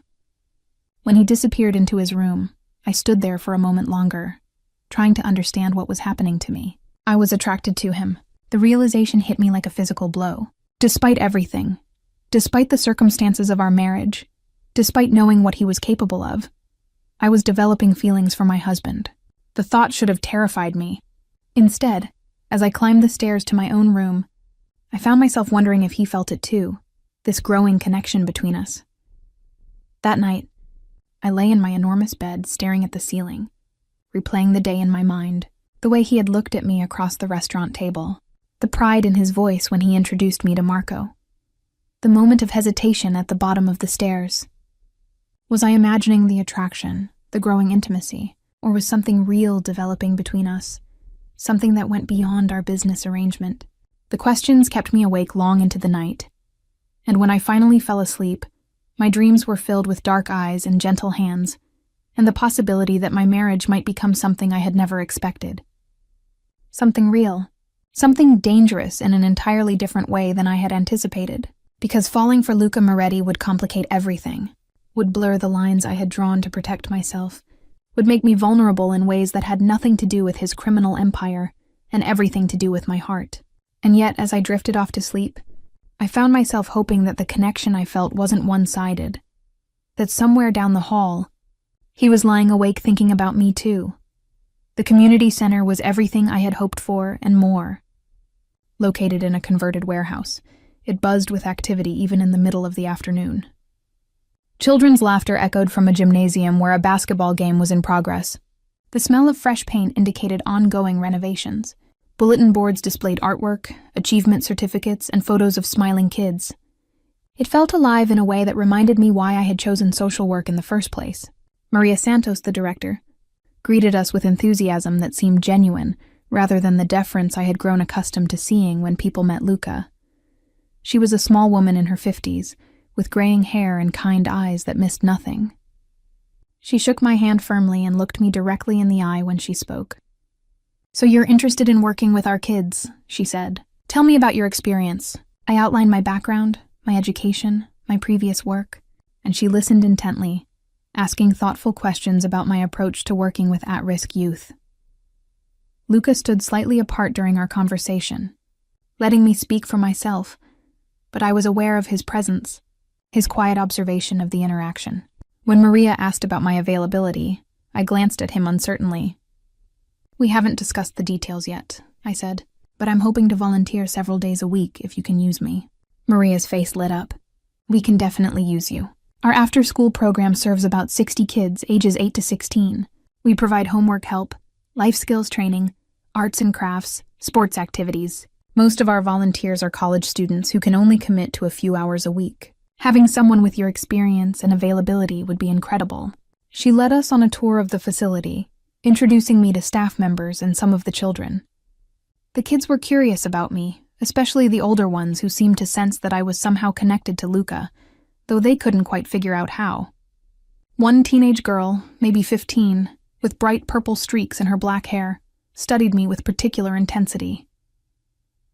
"You're not a social worker," she said bluntly when Maria introduced us. "I mean, you are, but you're something else too. You're too dressed up, too polished. What's your real story?" I was taken aback by her directness, but also impressed by her perceptiveness. "My name is Sophia," I said. "I am a social worker, and I'm interested in volunteering here. What else would you like to know?" She glanced at Luca, who was examining a display of student artwork with apparent interest. "He's your husband, isn't he?" The way she said it made it clear she knew exactly who Luca was, what his reputation was in the neighborhood. Yes, I said simply. He is. She nodded as if this confirmed something she had suspected. Cool. I'm Angelica. Most people call me Angel, but only if they're not being sarcastic about it. I found myself smiling despite the awkwardness of the situation. Nice to meet you, Angel. I hope we'll get to work together. Maybe, she said, still studying me with those sharp eyes. Depends on whether you're for real or just playing dress-up in the poor neighborhood. The challenge in her voice was clear, and I respected her for it. These kids had probably seen plenty of well-meaning volunteers who showed up for a few weeks and then disappeared when the novelty wore off. They had learned to be skeptical of outsiders, especially ones who looked like they came from money. I understand your skepticism, I said. I would feel the same way in your position. All I can tell you is that I'm here because I want to be, and I'm hoping to stay for a long time. We'll see, Angel said. But her expression had softened slightly. When the tour concluded, Maria walked us back to the main entrance. I would love to have you start as soon as possible, she said to me. Monday through Thursday, 2 to 6 p.m., if that works for you. We can start you with homework help and see where your interests and skills are most needed. I looked at Luca, who nodded almost imperceptibly. That sounds perfect, I said. I'll see you Monday. As we walked back to the car, I felt lighter than I had in weeks. Having a purpose again, something meaningful to do with my time, was exactly what I needed. You handled that well, Luca said as we settled into the back seat. Maria is protective of her kids, and they're all naturally suspicious of outsiders. But I think you won them over. I hope so, I said. That girl, Angel, she's sharp. She knew exactly who you were. Luca smiled slightly. Angel Rodriguez. Her older brother used to work for me before he went to college. She's protective of her family and her community. If she decides to trust you, the other kids will follow her lead. The drive home was comfortable, filled with discussion about the center, the programs they offered, the challenges they faced. Luca was surprisingly knowledgeable about the organization, and I realized he probably provided financial support beyond what was publicly acknowledged. When I asked him about it directly, he confirmed my suspicion. They do good work, he said simply. Kids need safe places to go after school, positive role models, opportunities to succeed. It's an investment in the community's future. I was beginning to understand that Luca's relationship with his neighborhood was more complex than simple criminal control. He was genuinely invested in its well-being, in the success of its residents. That evening, over dinner, I found myself telling him about my plans for working at the center, my ideas for programs I might develop, my excitement about getting back to work I cared about. He listened with genuine interest, asking questions that showed he understood the challenges facing at-risk youth. When I mentioned my concern about the security arrangements, he assured me that his men would be discreet, positioned outside the building and in the surrounding area, invisible to the kids but close enough to respond if needed. The conversation flowed easily, and I realized we were becoming comfortable with each other in a way I hadn't expected. The careful politeness of our early interactions was giving way to something more natural, more genuine. When he asked about my family, I found myself telling him about my parents, my childhood, my decision to become a social worker. In return, he shared stories about growing up in the North End, about his father's expectations, about the weight of family legacy. It was the most personal conversation we had ever had, and I felt like I was finally beginning to understand the man behind the reputation. After dinner, we settled in the library again, and I noticed it was becoming our routine, this quiet time together at the end of the day. Luca poured wine for both of us, and we talked about books, about travel, about dreams we had harbored before life took us in different directions. I learned that he had wanted to be an architect before family obligations pulled him into the business. He learned that I had once considered joining the Peace Corps, before deciding I could make more impact working in my own community. There was an intimacy to these conversations that went beyond the physical, a meeting of minds that I found surprisingly appealing. When I mentioned feeling guilty about enjoying the luxury of his house while knowing how it was funded, he was quiet for a long moment. I understand your conflict, he said finally. I've made peace with the contradictions in my life, but I don't expect you to. All I ask is that you judge me on how I treat you, not on what you think you know about my business. It was a fair request, and I found myself nodding. You've been kind to me, I said. Patient. More generous than you needed to be under the circumstances. He looked at me intently. The circumstances aren't what I would have chosen either, Sophia. But I'm trying to make the best of them. We both are. There was something in his voice, a hint of vulnerability that I hadn't heard before. For just a moment, I wondered what it would be like if we had met under different circumstances, if we had chosen each other freely. The thought was dangerous, and I pushed it away. But not before I saw something flicker in his eyes that suggested he might be thinking the same thing. When we said goodnight that evening, there was a moment of hesitation at the bottom of the stairs, a charged silence that seemed to stretch between us. I found myself looking at his mouth, wondering what it would be like to kiss him properly. Not the chaste wedding kiss we had shared, but something real, something chosen. The thought sent heat rushing through me, and I stepped back quickly, mumbling goodnight and fleeing to my room.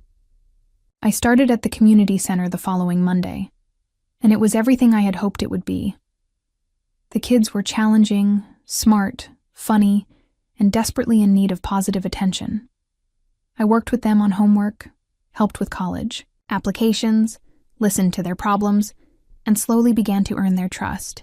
Angel remained skeptical but fair, testing me with increasingly personal questions and difficult situations. The other kids followed her lead, gradually warming up to me as they realized I wasn't going anywhere. The work was exhausting, but fulfilling in a way I had missed desperately. For 4 hours each day, I forgot about my complicated marriage, my strange new life, the moral ambiguities of my situation.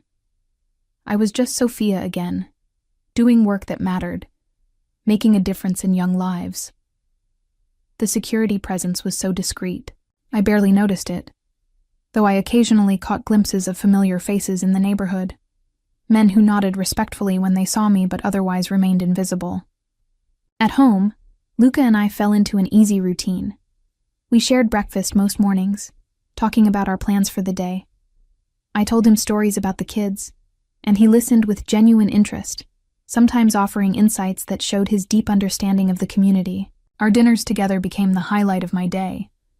Comfortable conversations that ranged from serious discussions about social issues to lighter topics like movies and music. We discovered shared interests and debated different perspectives with a respect that surprised me. The physical attraction I felt for him continued to grow, fed by these intimate conversations and the small kindnesses he showed me daily. Fresh flowers in my room, books he thought I might enjoy, adjustments to household routines to accommodate my work schedule. He was courting me, I realized, in his own subtle way, trying to win my affection rather than simply demanding my compliance. The realization was both thrilling and terrifying. One evening, about 3 weeks after I started at the center, I came home to find Luca in the kitchen, actually cooking. He was standing at the stove, sleeves rolled up, stirring something that smelled incredible. I paused in the doorway, struck by how domestic the scene was, how normal. He looked up when he heard me, smiling in a way that made my heart skip. "I thought I'd cook tonight," he said. "Give Elena the evening off. I hope you're hungry." I was hungry, but not necessarily for food. Watching him move around the kitchen with confident efficiency, seeing this softer side of him, was doing things to my resolve that I wasn't prepared for. The meal was delicious. Pasta with a sauce he had learned from his grandmother, he told me, paired with wine from his own vineyard. We ate by candlelight, and the atmosphere was undeniably romantic, though neither of us acknowledged it directly. After dinner, we cleaned up together, working in comfortable synchronization, and I was acutely aware of every accidental touch, every moment when our bodies came close together in the small space. When we moved to the library afterward, the tension between us was palpable. We sat closer together than usual, and I found myself studying his hands as he turned the pages of a book, remembering how gentle they had been when he helped me with my wedding dress, how warm when they touched mine. When he looked up and caught me staring, the air between us seemed to crackle with electricity. "Sophia," he said softly, and there was something in his voice that made my breath catch. "Yes," I whispered, not trusting my voice. He reached out slowly, giving me time to pull away, and touched my face with gentle fingers. "I've been trying to be patient," he said, "to give you time to adjust, to feel comfortable. But I need you to know that this isn't just an arrangement for me anymore. It stopped being just business the moment I saw you in that wedding dress." His confession sent shockwaves through me. I had been so focused on my own growing feelings that I hadn't been sure of his. "You feel it too, don't you?" he asked, his thumb tracing my cheekbone. "This connection between us?" I nodded, not trusting myself to speak. "I do," I whispered finally. "I didn't expect to, but I do." The admission hung between us like a bridge neither of us was quite ready to cross.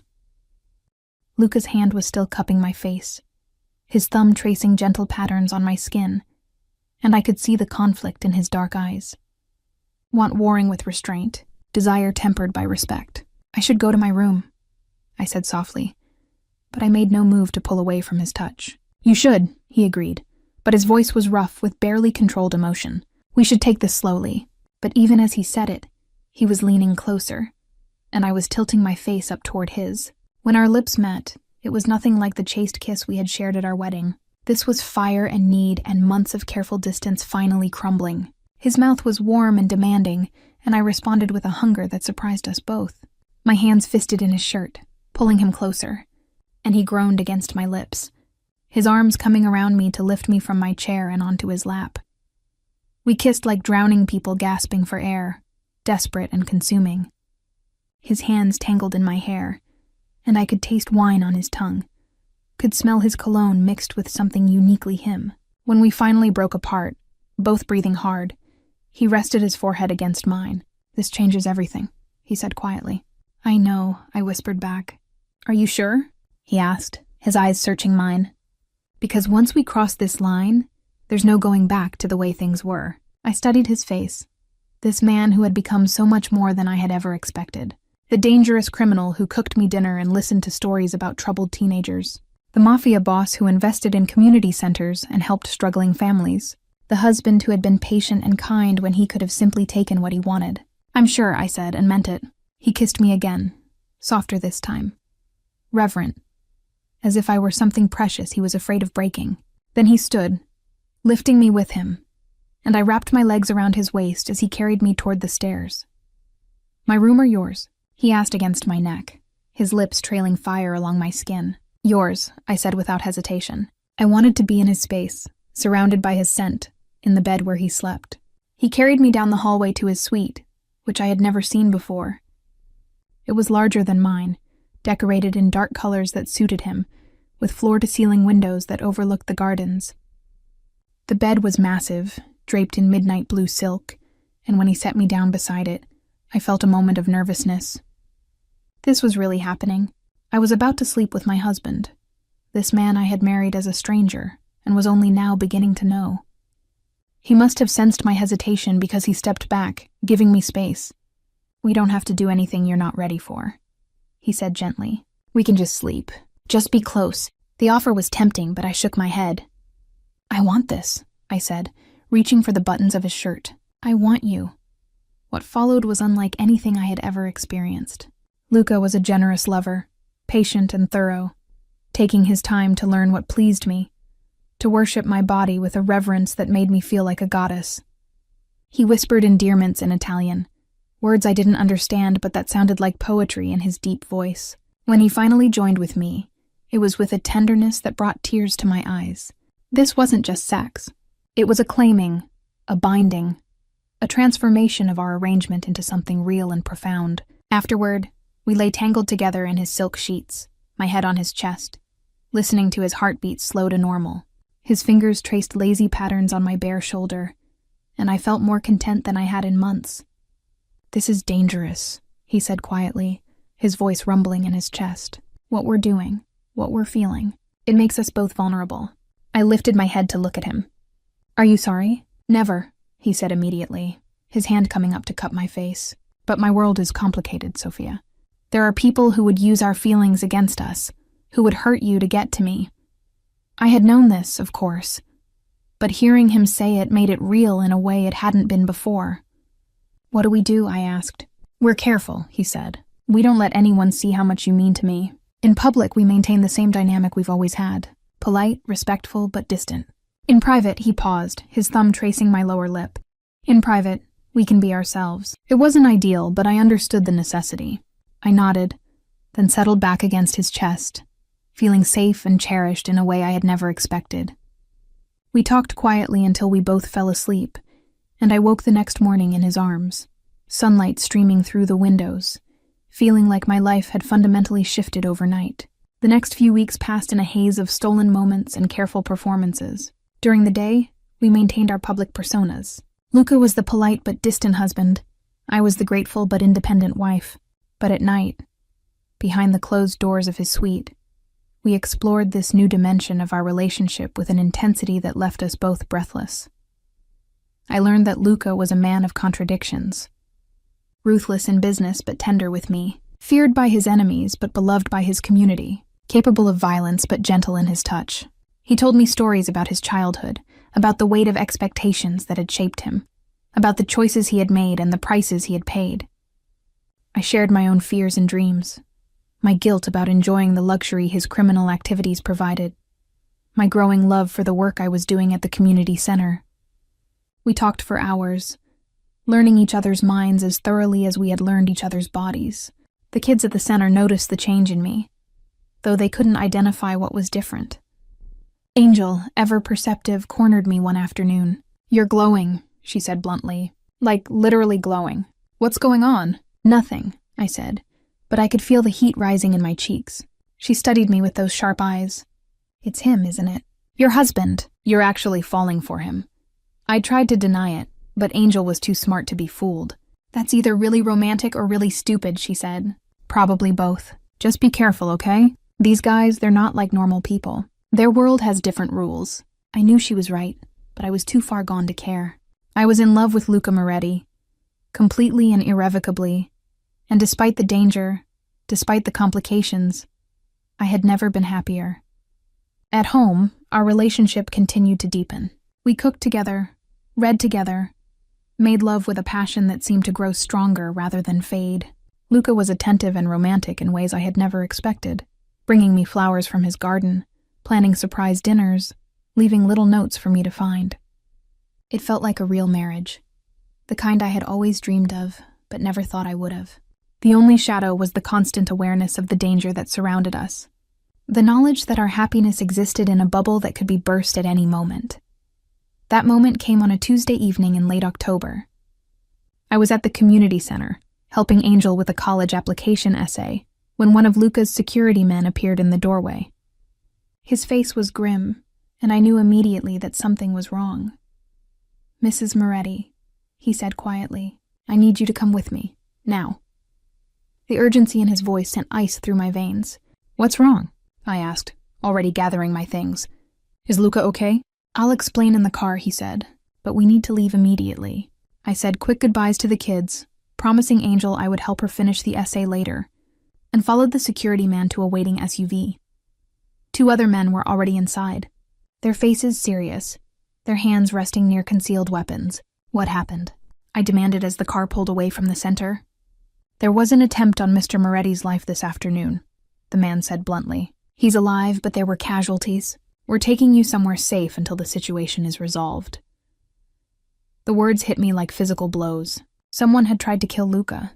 He was alive, but hurt. How badly? Who was responsible? The questions tumbled through my mind, but the men in the car were clearly under orders not to provide details. We drove in tense silence through the city, taking a route I didn't recognize, until we arrived at what looked like a safe house in a residential neighborhood. Inside, Elena was waiting, her usually calm demeanor cracked with worry. Mrs. Moretti, she said, embracing me briefly. Thank God you're safe. Where is he? I asked immediately. How badly is he hurt? He's being treated by our doctor, she said. The injuries aren't life-threatening, but he lost some blood. The important thing is that you're both safe now. I wanted to see him immediately, but Elena explained that he was sedated, that the doctor was still working. All I could do was wait, pacing the small living room, my mind racing with fear and fury. Someone had tried to kill my husband. The man I loved was lying somewhere, wounded, and I couldn't even be with him. Hours passed before Elena finally came to get me. He's awake, she said. He's been asking for you. I followed her to a bedroom where Luca lay propped up against pillows, his chest wrapped in bandages, his face pale but alert. When he saw me, relief flooded his features. Sophia, he said, reaching for me with his uninjured arm. Thank God you're safe. I went to him immediately, careful not to jar his injuries, and he pulled me close with surprising strength. I was so scared, I whispered against his neck. When they told me someone tried to kill you, I thought I might lose you, before I ever got to tell you how much I love you. The words slipped out before I could stop them, the fear and relief making me reckless with my emotions. He pulled back to look at me, his dark eyes intense. Say that again, he said softly. I love you, I repeated, meaning it completely. I know it's crazy. I know this whole situation is insane, but I love you, Luca. A smile spread across his face, transforming his features despite the pain he was obviously in. I love you too, he said. More than I ever thought possible. More than is probably safe for either of us. We held each other as carefully as his injuries would allow, and I felt the last of my defenses crumble completely. This wasn't just an arrangement anymore. Wasn't just physical attraction or Stockholm Syndrome or any of the rational explanations I had tried to give myself. This was love, real and deep and terrifying in its intensity. When I asked what had happened, who was responsible, his expression darkened. The Torino family, he said. They've been trying to move into our territory for months. Today they decided to make their intentions clear. But they failed, I said, relief making my voice shaky. You're alive. This time, he said grimly. But this won't end here, Sophia. They've declared war, and that means everything changes. Our life, our safety, our future. Everything is different now. I could see the weight of responsibility settling on his shoulders. The burden of protecting not just his organization, but me. The woman he loved, who had become a target simply by being his wife. What do we do? I asked. We survive, he said simply. We protect what's ours, and we make sure they regret ever threatening our family. The word family sent a thrill through me despite the circumstances. That's what we were now, I realized.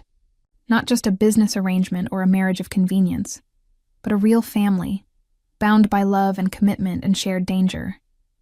Whatever came next, we would face it together. As I settled carefully beside him on the narrow bed, his arm around me, I knew that my old life was truly over.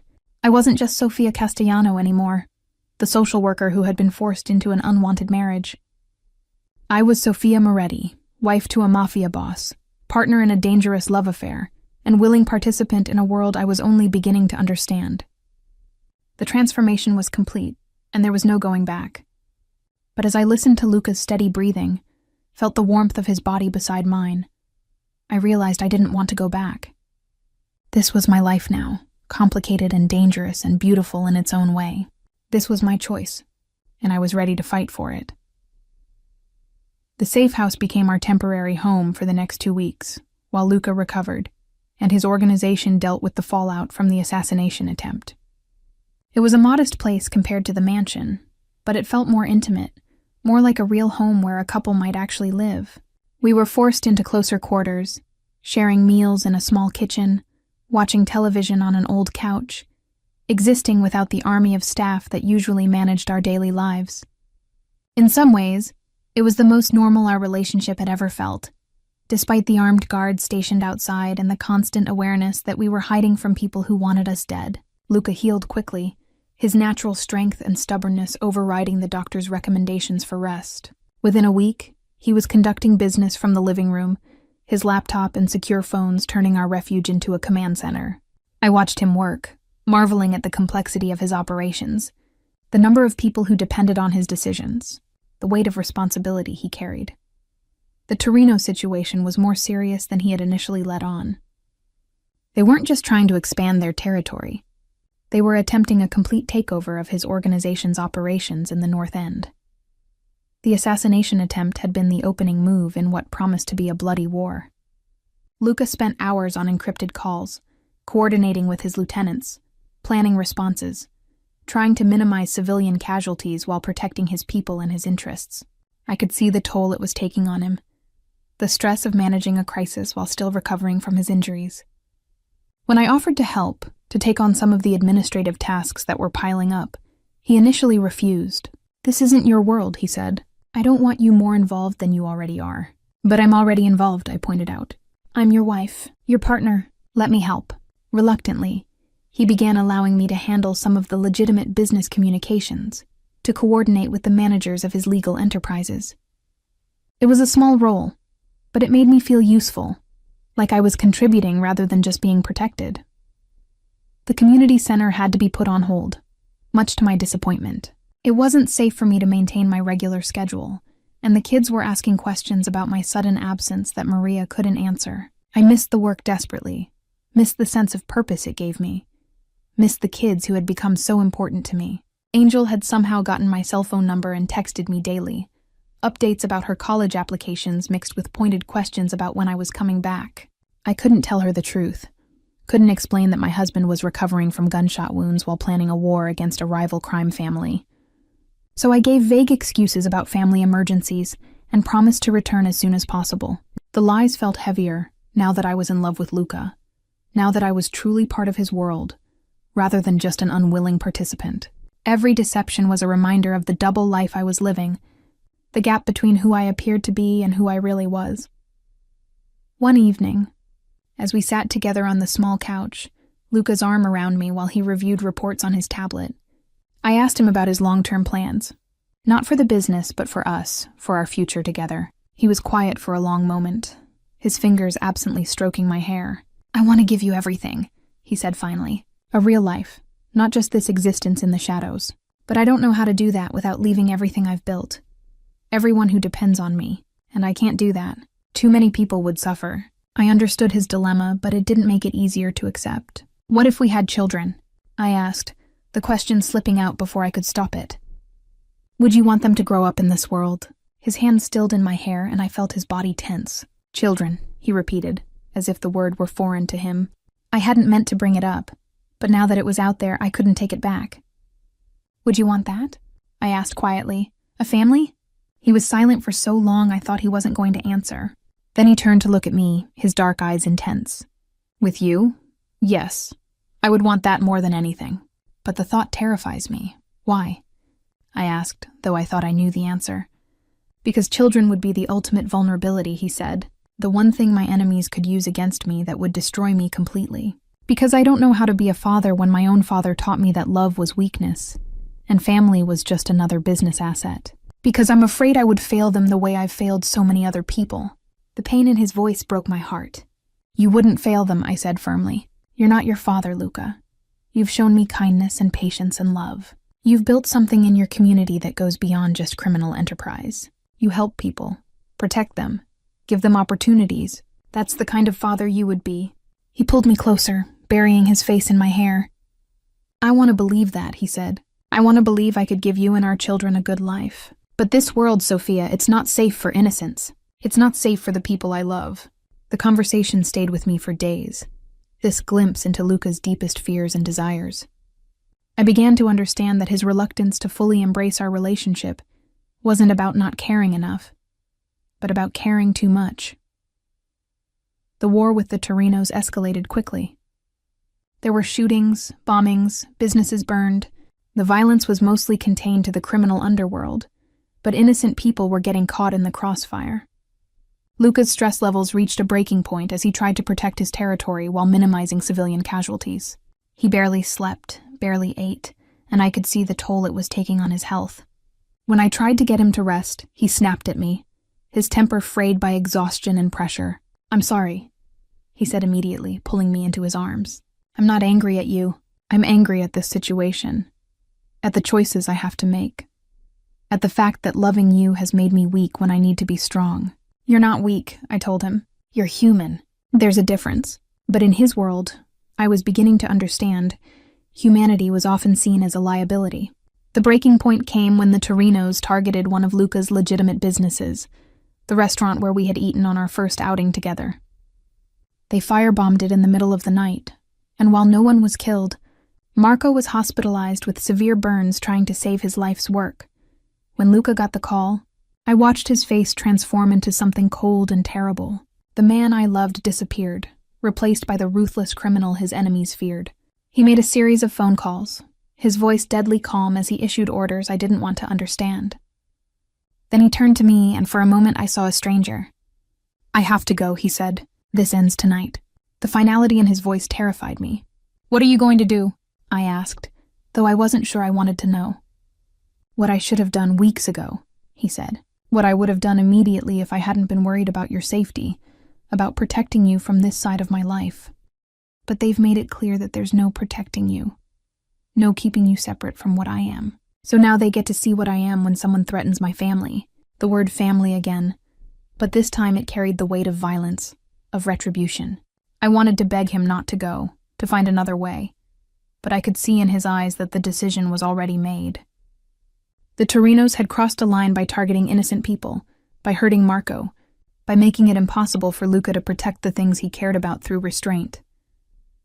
"Be careful," I said instead, reaching up to cup his face. "Come back to me. Always," he promised, kissing me with a desperation that suggested he wasn't entirely certain he could keep that promise.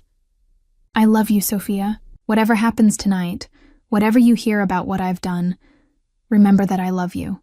Then he was gone, leaving me alone in the safe house with Elena and the security team, waiting for news that might change everything.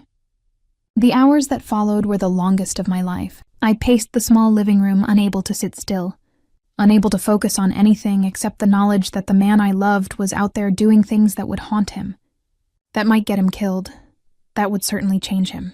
Elena tried to distract me with conversation, with food, with television, but nothing worked. All I could do was wait and pray and try not to imagine the worst. The news came at dawn. Elena's phone rang, and she answered it in rapid Italian, her face carefully neutral as she listened. When she hung up, she turned to me with something that might have been relief. "It's over," she said simply. "Mr. Moretti is safe. The Torino threat has been eliminated." I should have felt relief, but instead, I felt a strange numbness. Eliminated. Such a clinical word for what I knew had been brutal violence. How many people had died tonight? How much blood was on Luca's hands? How much had this cost him? Not just in terms of his organization, but in terms of his soul. When he finally returned to the safe house 12 hours later, I barely recognized him. He was physically unharmed, but emotionally devastated, the weight of what he had done written in every line of his body. He looked at me as if he expected me to recoil, to finally see him for the monster he believed himself to be.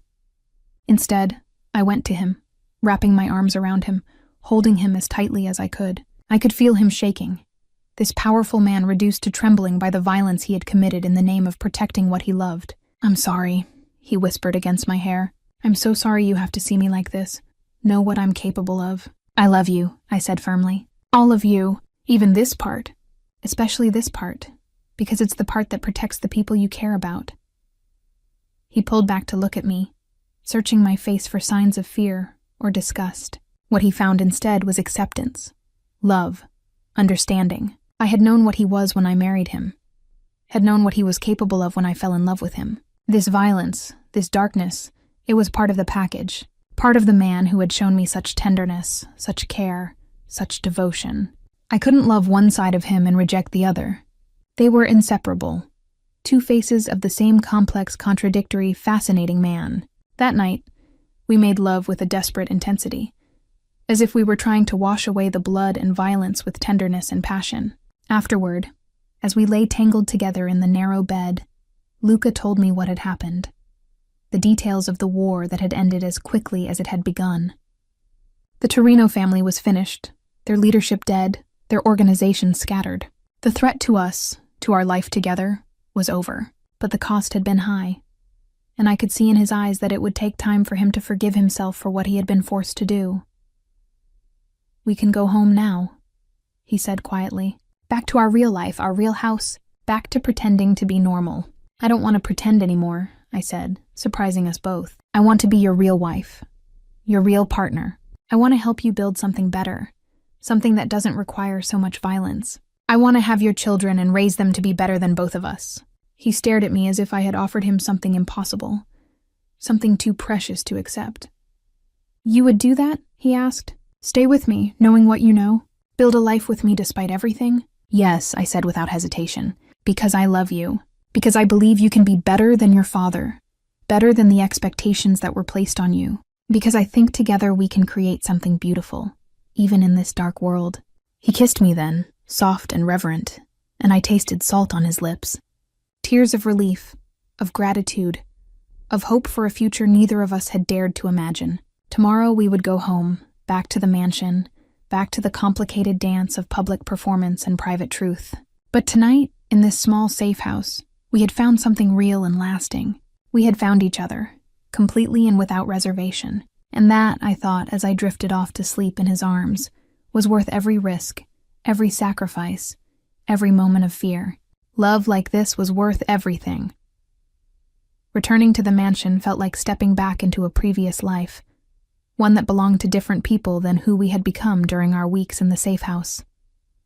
The grand rooms that had once intimidated me now felt almost foreign, too large and formal for the intimate relationship Luca and I had developed. Elena greeted us at the door with obvious relief, but I could see her taking note of the changes in our dynamic, the way Luca's hand rested possessively on my lower back, the way I leaned into him naturally, without the careful distance we had maintained before, the way we looked at each other with an intimacy that couldn't be hidden. She was too professional to comment, but I saw approval in her eyes. She had been hoping for this development, I realized. Had been waiting for us to find our way to each other. The staff had maintained the house perfectly in our absence, but it felt empty, sterile, lacking the warmth that had developed between us in our temporary refuge. The first few days back were an adjustment. Luca threw himself into rebuilding and reorganizing his operations, the aftermath of the war requiring his constant attention. Businesses needed to be secured, territories redistributed, new alliances formed. I found myself taking on more responsibilities, not just with his legitimate enterprises, but with some of the administrative aspects of his other activities. It was a gradual transition, Luca carefully introducing me to trusted associates, allowing me to sit in on meetings where my presence wouldn't raise questions. I was still learning the complex hierarchy of his organization, the delicate balance of respect and fear that kept everything functioning. But I was no longer an outsider looking in. I was becoming part of it, a partner in ways I had never expected. The transformation should have troubled me more than it did. Instead, I found it oddly satisfying to be useful, to contribute to something larger than myself, even if that something existed in moral gray areas I was still learning to navigate. The community center remained a complication. I wanted desperately to return to my work there, but Luca was reluctant to expose me to unnecessary risks so soon after the war. We compromised by having me work remotely on some projects, helping with grant applications and program development from the safety of the mansion. It wasn't the same as being there with the kids, but it was something. Angel continued to text me regularly, her messages growing more pointed as my absence stretched on. She was too smart not to realize that something significant had happened, and her questions were becoming harder to deflect. When she finally called me directly, her voice sharp with concern and suspicion, I knew I couldn't keep avoiding the truth entirely. "Where the hell are you?" she demanded without preamble. "Maria keeps giving us these vague excuses about family emergencies, but it's been a month. The kids are asking questions, and I'm running out of lies to tell them." "I'm sorry," I said, meaning it. "I know my absence is disruptive. There have been some security concerns that made it unsafe for me to maintain my regular schedule." "Security concerns," she repeated flatly. "You mean your husband's business got messy and now you're hiding?" I couldn't deny it, so I didn't try. "Something like that," I admitted. "But I'm hoping to come back soon. We're working on making it safe." Angel was quiet for a moment, and when she spoke again, her voice was softer. "Are you okay? I mean, really okay? Not just physically, but mentally, emotionally. Are you happy?" The question caught me off guard with its directness and genuine concern. "Yes," I said, realizing as I said it that it was completely true. "I'm happy, Angel, happier than I ever expected to be. Even with all the complications, all the danger, even with all of that," I confirmed. "Love is weird," she said finally, "especially when it involves people like your husband. Just promise me you're not losing yourself in all this. Promise me you're still the person who cares about kids like us, who wants to make a difference. I promise, I said, and meant it. That part of me hasn't changed. If anything, it's gotten stronger. When I finally do come back, I want to do even more, help even more kids. We'll see, she said, but I could hear the smile in her voice. I'm holding you to that promise. That conversation stayed with me. Angel's concern about losing myself in Luca's world. Was I changing too much? Compromising too many of my values? When I brought it up with Luca that evening, he listened thoughtfully as I explained my fears about becoming someone I didn't recognize. You're not losing yourself, he said finally. You're evolving, becoming the person you were always meant to be, just in circumstances you never expected. The work you want to do, helping kids, making a difference in the community, that doesn't have to change. If anything, being part of my world gives you more resources to do that work, more power to create real change. He was right, I realized. I had been thinking in terms of either or, as if loving him and being part of his life meant abandoning my values. But maybe it was more complex than that. Maybe I could use my position, my access to resources, to do even more good than I had been able to do before. The idea was intriguing, and we spent hours that night talking about possibilities, ways to channel the wealth and influence of his organization toward positive community impact. A month after our return, Luca surprised me with news that the security situation had stabilized enough for me to resume some of my outside activities. The community center was eager to have me back, and we worked out a schedule that would allow me to return 3 days a week with enhanced but discreet security. My first day back was emotional, the kids greeting me with a mixture of excitement and reproach for my long absence. Angel studied me carefully, looking for changes, signs of the transformation she had worried about. What she found seemed to satisfy her, because she nodded once and said, "Okay, you're still you. Good. Now let's get back to work."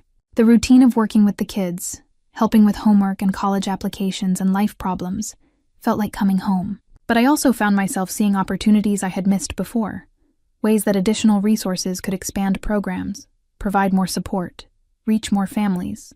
When I mentioned some of these ideas to Maria, her eyes lit up with interest, though she was careful not to ask where the funding might come from. At home, Luca and I settled into a new rhythm that felt more like a real marriage than anything we had experienced before. We shared meals, worked together on various projects, made love with a passion that seemed to deepen rather than fade. He was teaching me Italian, and I was helping him with some of the legitimate business ventures that interested him most. We talked about everything, from philosophy to politics to our dreams for the future. The future had become a frequent topic of conversation, especially the possibility of children. Luca's initial fear about bringing children into his world was gradually giving way to cautious hope, as he saw how we could create a safe, loving environment even within the complexities of his life. We weren't actively trying to get pregnant, but we weren't preventing it either, and the possibility added an extra dimension of intimacy to our relationship. The idea of carrying his child, of creating a family together, filled me with a joy I had never expected to feel. One evening in late November, as we sat in the library reading together, Luca's phone rang with a call that would change everything. I could tell from his expression that it was serious, and when he answered in Italian, his voice was carefully controlled. The conversation was brief, but I saw his face pale as he listened. When he hung up, he sat in silence for a long moment, staring at the phone. "What is it?" I asked, fear creeping into my voice. "My father," he said quietly. "He's had a heart attack. He's in the hospital and it doesn't look good." The complicated relationship Luca had with his father was something we had discussed many times. Respect mixed with resentment, love tempered by disappointment, the weight of expectations that had shaped his entire life. Despite everything, I knew this news would devastate him. "We need to go to him," I said immediately. He looked at me with surprise. "You would do that? Come with me to see him." "Of course," I said. "He's your father. He's family. And you shouldn't have to face this alone." The hospital was in New York, and we flew down that night on Luca's private jet. The flight was tense, Luca lost in his own thoughts, preparing himself for what might be a final conversation with the man who had defined so much of his life. I held his hand, offering what comfort I could, but I knew this was something he had to face largely on his own. The hospital was one of the best in the city, and Luca's father had been given a private room with round-the-clock care. When we arrived, other family members were already there. Luca's mother and sister, various cousins and associates. They greeted me politely, but with obvious curiosity. I was still relatively new to the family, and this crisis was bringing together people who had known each other for decades. Luca's mother embraced me warmly, though, and I could see relief in her eyes that her son hadn't come alone. She had been hoping our marriage would become real, I realized. Had been waiting for signs that we had found our way to love. Luca's father was awake but weak, his powerful frame diminished by illness and age. When Luca entered the room, the old man's eyes sharpened with something that might have been pride or regret or both. They spoke in Italian, their voices low and intense, and I could see years of complicated history playing out in their exchange. When Luca introduced me as his wife, his father studied me with eyes that were still sharp despite his condition. "So you're the one who finally tamed my son," he said in accented English, his voice weak but carrying a hint of humor. "I wouldn't say tamed," I replied carefully. "More like loved." He smiled at that, a genuine expression that transformed his face. "Good," he said. "He needs someone who sees past the reputation to the man underneath. Take care of him. He's stronger than he thinks, but more fragile than he pretends." The conversation was brief, but I could see it meant everything to Luca. His father's approval, his blessing on our marriage, the acknowledgement that love wasn't weakness but strength. We stayed in New York for 3 days, and I got to see another side of Luca's world, the extended family and long-standing relationships that formed the foundation of his organization. These weren't just business associates. They were people who had known him since childhood, who had watched him grow into the man he had become. Their acceptance of me was gradual but genuine, and I began to understand that I wasn't just marrying Luca, but joining a complex network of relationships that went back generations. When his father passed peacefully on the 3rd day, surrounded by family, I watched Luca grieve for the complicated man who had shaped his life in ways both positive and destructive. The funeral was a massive affair, hundreds of people coming to pay their respects to a man who had been both feared and respected. I stood beside Luca as he received condolences, his hand in mine, presenting a united front to a world that was watching to see how this transition of power would unfold. Because that's what this was, I realized.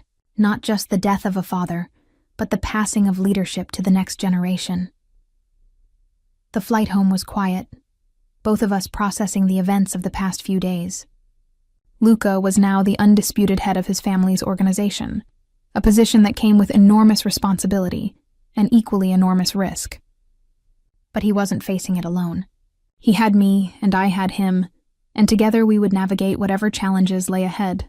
As the plane descended toward Boston, I thought about how much my life had changed since that day I had walked down the aisle in a wedding dress, marrying a stranger to save my father's life.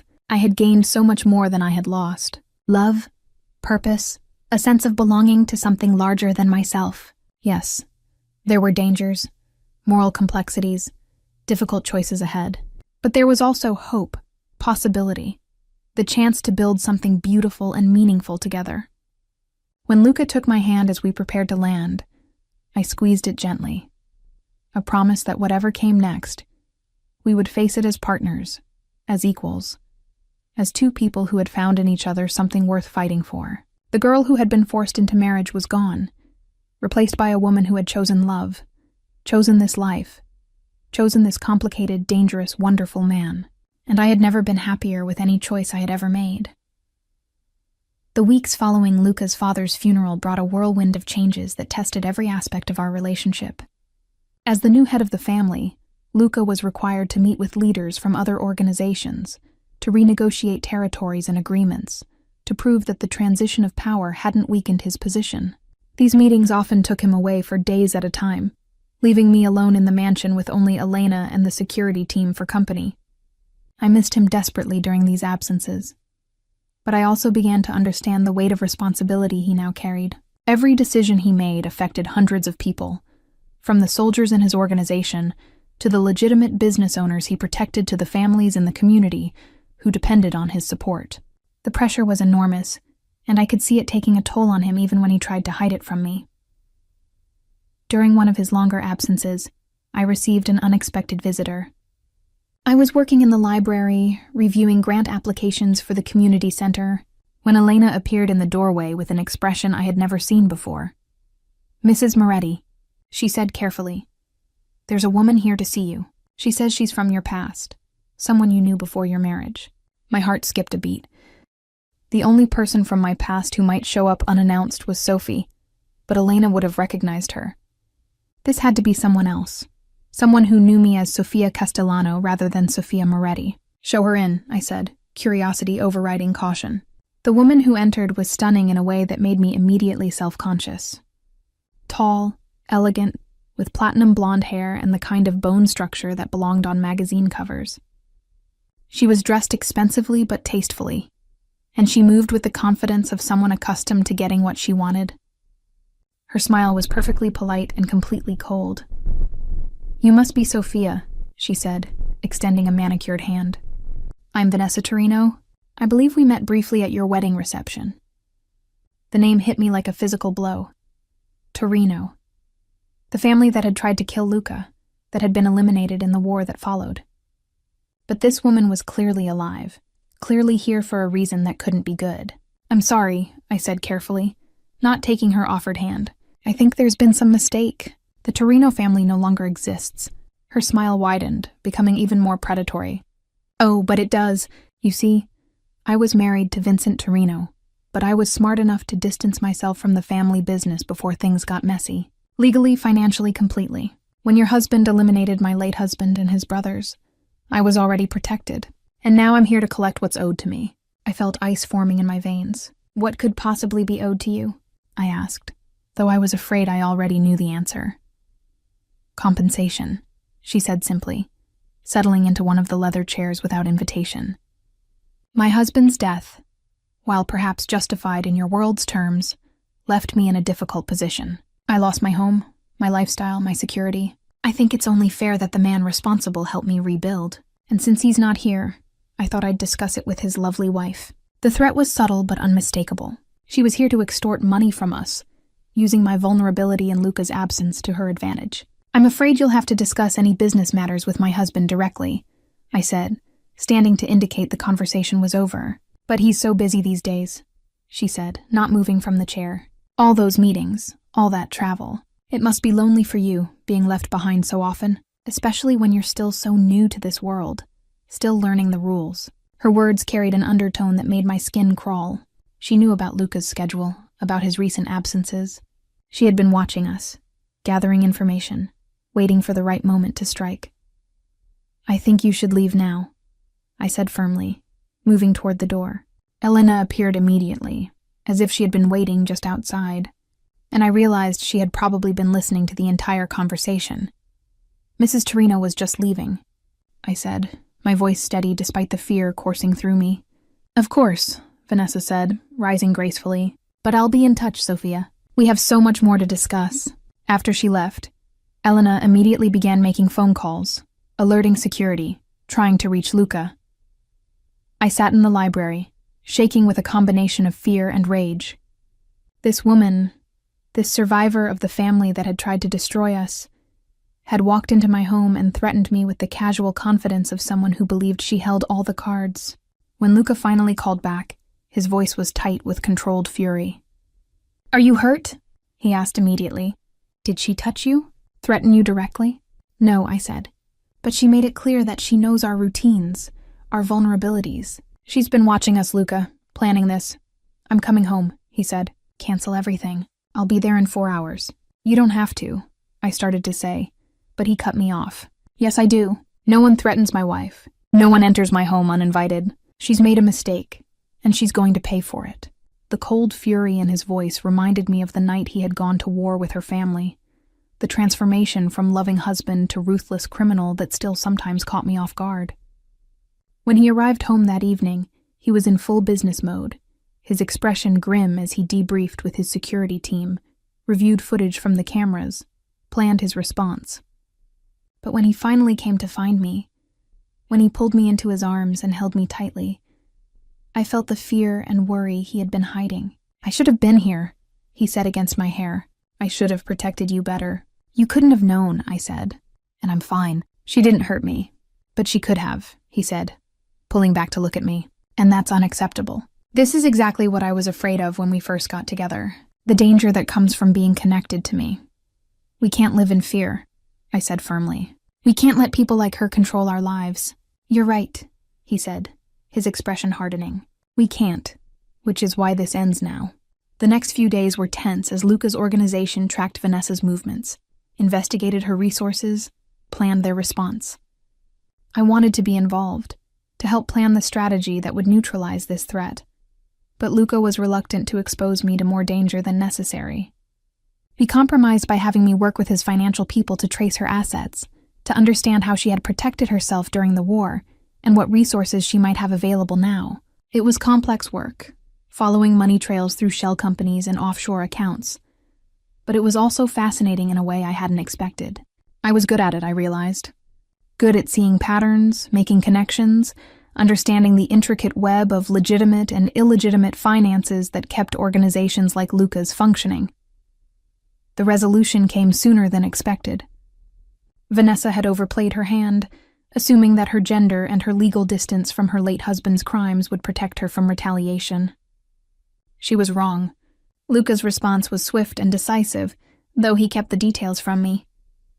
All I knew was that one morning she was a threat, and by evening she was no longer a problem. When I asked what had happened to her, Luca's expression was carefully neutral.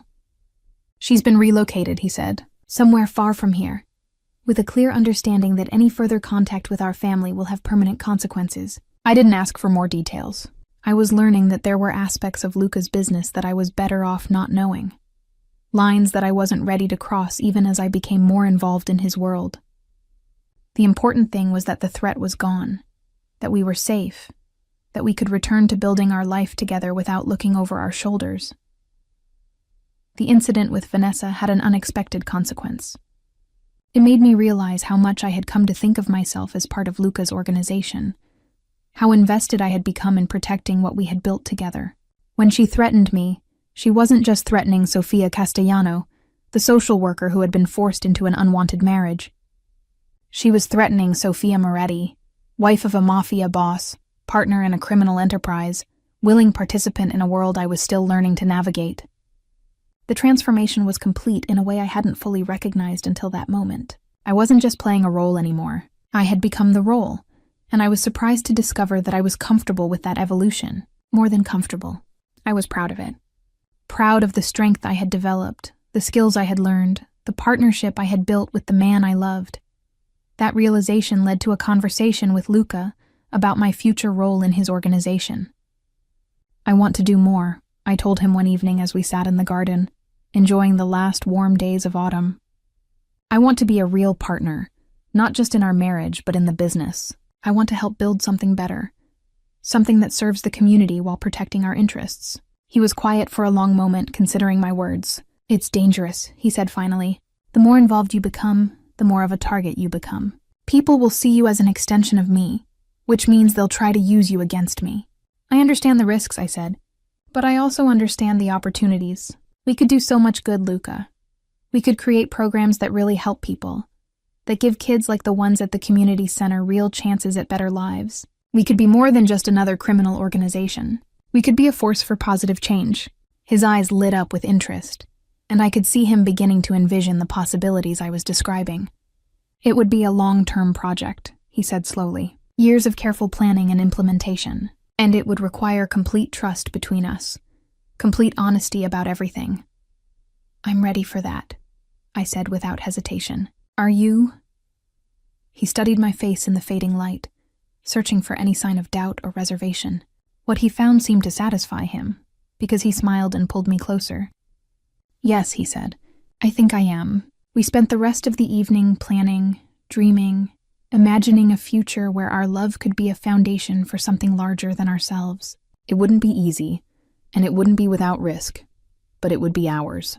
Built together, protected together, shared together. As we walked back to the house hand in hand, I thought about how far we had both come from that day in the church, when we had exchanged vows with strangers. We were no longer strangers. We were partners, lovers, conspirators in the best possible sense.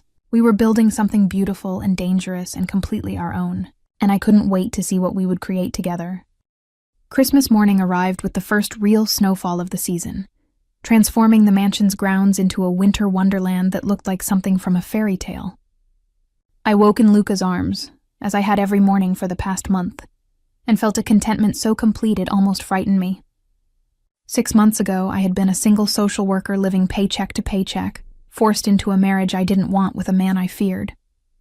Now I was lying in silk sheets in a mansion, married to a man I loved desperately, planning a future that would have been unimaginable to my former self.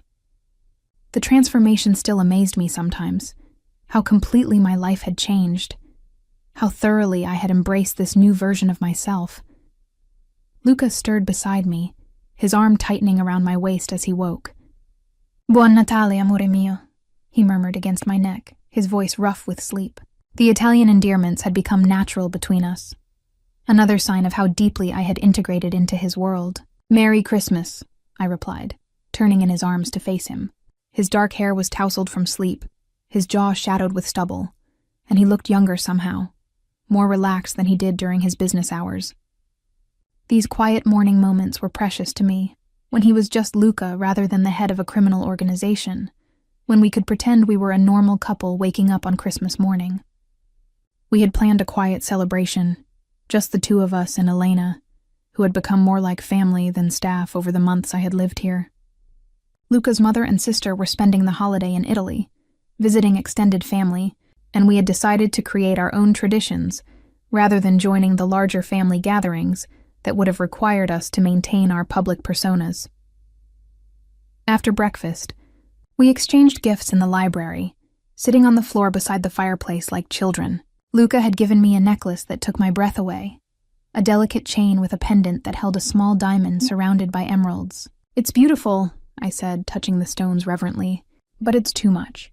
"Nothing is too much for you," he said, fastening it around my neck with gentle fingers. "Besides, the emeralds match your eyes when you're angry." I laughed, remembering some of our early arguments, the fire that had sparked between us even when we were trying to maintain distance. My gift to him was more personal, a leather-bound photo album I had been working on secretly for weeks. It contained pictures from our wedding, from our time at the safe house, from quiet moments around the mansion, documenting the evolution of our relationship from strangers to lovers. The last page held a photo Elena had taken of us in the garden, looking at each other with such obvious love that it made my heart ache to see it. "This is perfect," he said softly, studying each page carefully. "This is us. Our real story." The afternoon brought an unexpected visitor. We were in the kitchen, attempting to cook dinner together despite Elena's protest that she could handle everything, when the security system announced an arrival at the gate. Luca frowned, checking his phone for any scheduled appointments he might have forgotten. We weren't expecting anyone, and unannounced visitors were always cause for concern in his world. The intercom crackled to life, and I heard a familiar voice that made my heart leap. "Sophia, it's Sophie. I know you're in there, and I'm not leaving until I see you." I looked at Luca in panic. Sophie had never come to the house before, had never even seen it. Her presence here meant something was seriously wrong, or she had finally decided to confront the reality of my new life directly. "Let her in," I said quickly. "She's my best friend. She wouldn't come here unless it was important." Luca nodded to his security team, and within minutes Sophie was being escorted to the kitchen, her eyes wide as she took in the grandeur of the house. "Holy shit. Sophia," she breathed, then immediately looked embarrassed. "Sorry, this place is incredible, but that's not why I'm here." She looked at Luca with a mixture of curiosity and wariness. "You must be the husband. I've heard a lot about you. All good things, I hope," Luca said with a slight smile, extending his hand. "I'm Luca, and you're Sophie. Sophia talks about you constantly." Sophie shook his hand, studying his face with the intensity of a best friend evaluating her friend's boyfriend. Except this wasn't a boyfriend. This was a husband, and the stakes were infinitely higher. "What's wrong?" I asked, sensing the tension in her posture. "Why are you here?" She glanced at Luca uncertainly, and I realized she wasn't sure how much she could say in front of him. "It's okay," I said. "You can speak freely. He knows everything about my life before." Sophie took a deep breath. "It's your parents," she said. "Your father had another heart attack this morning. He's in the hospital and it's serious. Your mother asked me to find you because she couldn't reach you on your phone." The words hit me like a physical blow. My father, the man whose debt had started this entire chain of events, was dying, and I hadn't even known he was sick again. I fumbled for my phone, realizing I had left it upstairs when we came down to cook. There were 7 missed calls from my mother, each one probably more frantic than the last. "I have to go to him," I said, already moving toward the door. Luca was beside me immediately, his hand on my arm. "Of course," he said. "I'll have the car ready in 5 minutes." Sophie looked between us, clearly surprised by his immediate support. "You're coming with me?" I asked, grateful but not wanting to assume. "Try to stop me," he said firmly. "He's family now. We go together." The drive to the hospital was tense, Sophie filling me in on what she knew while Luca made quiet phone calls to ensure the hospital would provide the best possible care. My father was in intensive care, the doctors unsure if he would survive the night. My mother was beside herself with worry and guilt, blaming herself for not recognizing the warning signs earlier. When we arrived at the hospital, I was struck by how small and fragile my parents looked in the sterile environment. My mother fell into my arms, sobbing with relief that I was there, and I realized how much distance had grown between us since my marriage. We talked regularly on the phone, but I hadn't seen them in person since the wedding, hadn't shared the reality of my new life with them. They knew I was happy, but they didn't understand how completely I had changed, how thoroughly I had embraced my role as Luca's wife. My father was unconscious, connected to machines that monitored his vital signs with electronic beeps and flashing lights. He looked older than I remembered, worn down by months of stress and guilt over the debt that had changed all our lives. I took his hand, surprised by how cold it felt, and whispered that I was there, that I loved him, that everything was going to be okay. Luca stood behind me, his presence a solid comfort, and I felt my mother's surprise when she realized he intended to stay, to support me through this crisis. The next few hours were a blur of medical consultations and waiting room vigils. Luca handled the practical details with quiet efficiency, ensuring my father received the best possible care, arranging for specialists to be consulted, making sure my mother had everything she needed. He was respectful, but authoritative, and I could see the hospital staff responding to his obvious wealth and influence. Money opened doors, even in life and death situations, and I was grateful for the resources that came with being his wife. Sophie watched these interactions with fascination, beginning to understand that Luca was more than just a wealthy businessman, that there were layers to his influence she hadn't suspected. When my father finally stabilized, and the doctors expressed cautious optimism about his recovery, I felt a relief so profound it left me shaking. Luca held me while I cried, his arms strong and steady around me, and I heard my mother whisper to Sophie that she had never seen me so loved, so protected. We stayed at the hospital until visiting hours ended, and then Luca insisted on taking my mother home, on making sure she had everything she needed for the night. The small house where I had grown up looked even smaller after months in the mansion, but it was filled with warmth and memories that made my heart ache. My mother fussed over Luca, offering him coffee and homemade cookies, treating him like the son-in-law she had always hoped for, rather than the stranger who had married her daughter under such unusual circumstances. He was charming and respectful, asking about family photos, complimenting her cooking, showing genuine interest in the stories she told about my childhood. Watching them together, I realized that my mother had been waiting for this, for a chance to know the man who had become such an important part of my life. When we finally left, she hugged us both tightly, and I could see tears in her eyes. "Take care of each other," she said. "You're both so precious to me." The drive home was quiet, both of us processing the events of the day. "I'm sorry," I said finally. "I know this wasn't how you planned to spend Christmas." Luca reached over and took my hand. "There's nowhere else I would rather be," he said simply. "Your family is my family now. Their pain is my pain, their joy is my joy. That's what marriage means, isn't it?" His words brought fresh tears to my eyes, but these were tears of gratitude rather than grief. I had been so focused on the dramatic aspects of our relationship, the danger and passion and moral complexity, that I had almost forgotten the simple beauty of having a partner who would stand beside me through anything. When we arrived home, Elena was waiting with hot chocolate and a fire in the library, as if she had known we would need comfort when we returned. We sat together on the couch, my head on Luca's shoulder, and talked about the day, about family, about the fragility of life, and the importance of cherishing what we had while we had it.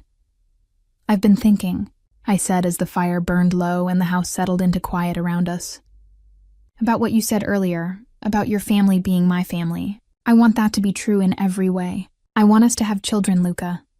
I want to create a family of our own." He was quiet for a long moment, his fingers stroking my hair. "Are you sure?" he asked. "After everything that happened today, seeing your father so sick, are you sure you want to bring children into this complicated world we live in?"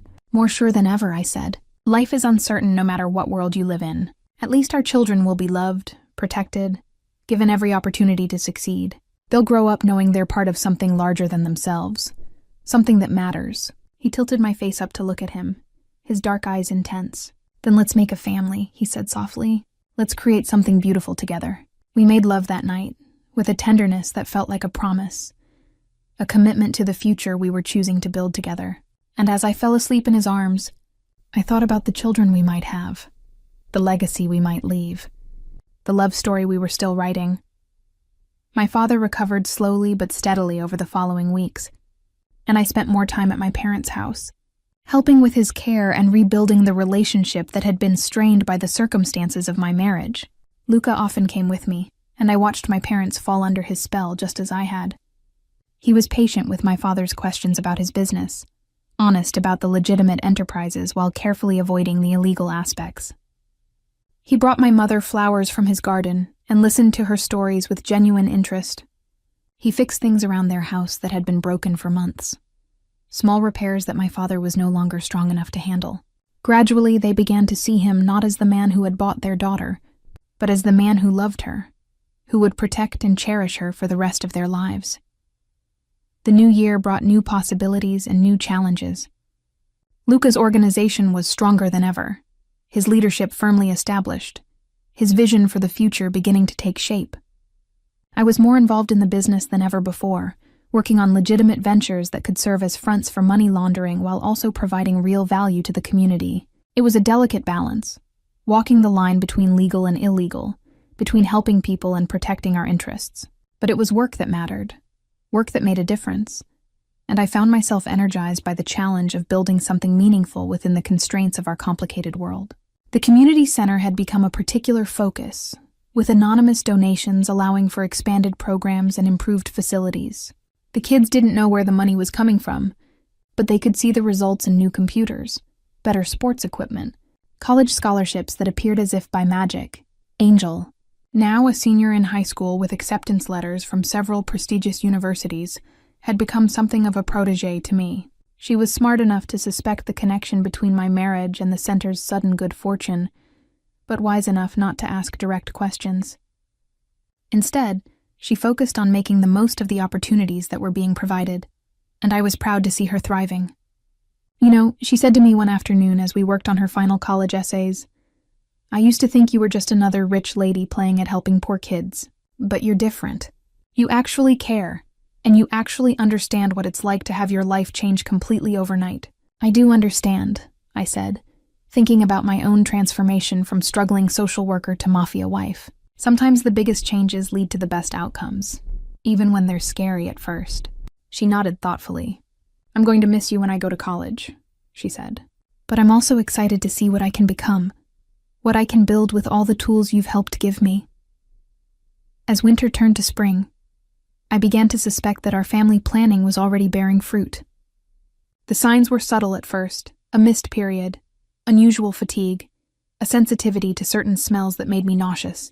When I finally took a pregnancy test, seeing those 2 pink lines appear, I felt a joy so profound it took my breath away. I was carrying Luca's child, our child, the next generation of a family we were building together. Telling him was one of the most beautiful moments of my life. I waited until we were in the garden, surrounded by the flowers he had planted, the beauty he had created with his own hands. When I showed him the test, his face went through a series of emotions so quickly I could barely track them. Shock, joy, fear, wonder, and finally, a love so deep it made my heart ache to see it.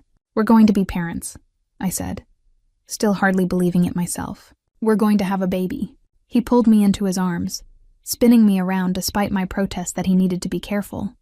And when he set me down, there were tears in his eyes. "I love you," he said fiercely. "I love you and our baby and the life we're building together. I never thought I could be this happy, this complete." The pregnancy progressed smoothly, and I continued working at the community center until my doctor recommended I reduce my activities. Luca was protective to the point of being overprotective, hiring additional security, insisting on accompanying me to every doctor's appointment, researching every aspect of pregnancy and childbirth with the same intensity he brought to business deals. It was endearing and occasionally frustrating, but I understood his need to control what he could in a situation where so much was beyond anyone's control. We spent hours talking about our hopes for our child, the values we wanted to instill, the kind of parents we wanted to be. We would be better than our own parents, we promised each other. We would give our child love and security and opportunities, but also the freedom to choose their own path. As my belly grew and the baby's movements became stronger, I felt a contentment I had never imagined possible. This was what happiness looked like, I realized. Not the dramatic passion of our early relationship, but this quiet joy of building something lasting together. The baby was born on a warm day in September, exactly 9 months after that Christmas night, when we had decided to start our family.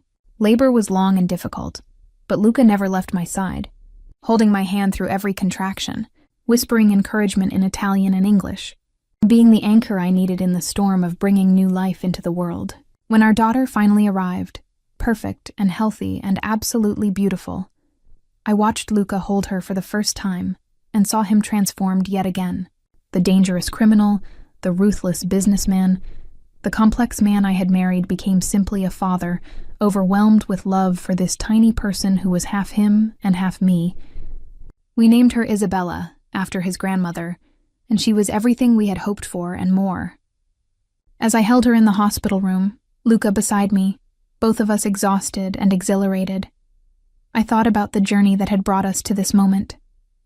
From a forced marriage to a love story, from strangers to partners to parents. It hadn't been the life I had planned, but it was the life I had chosen, and I couldn't imagine wanting anything different. This was our family, our future, our happily ever after, and it was perfect.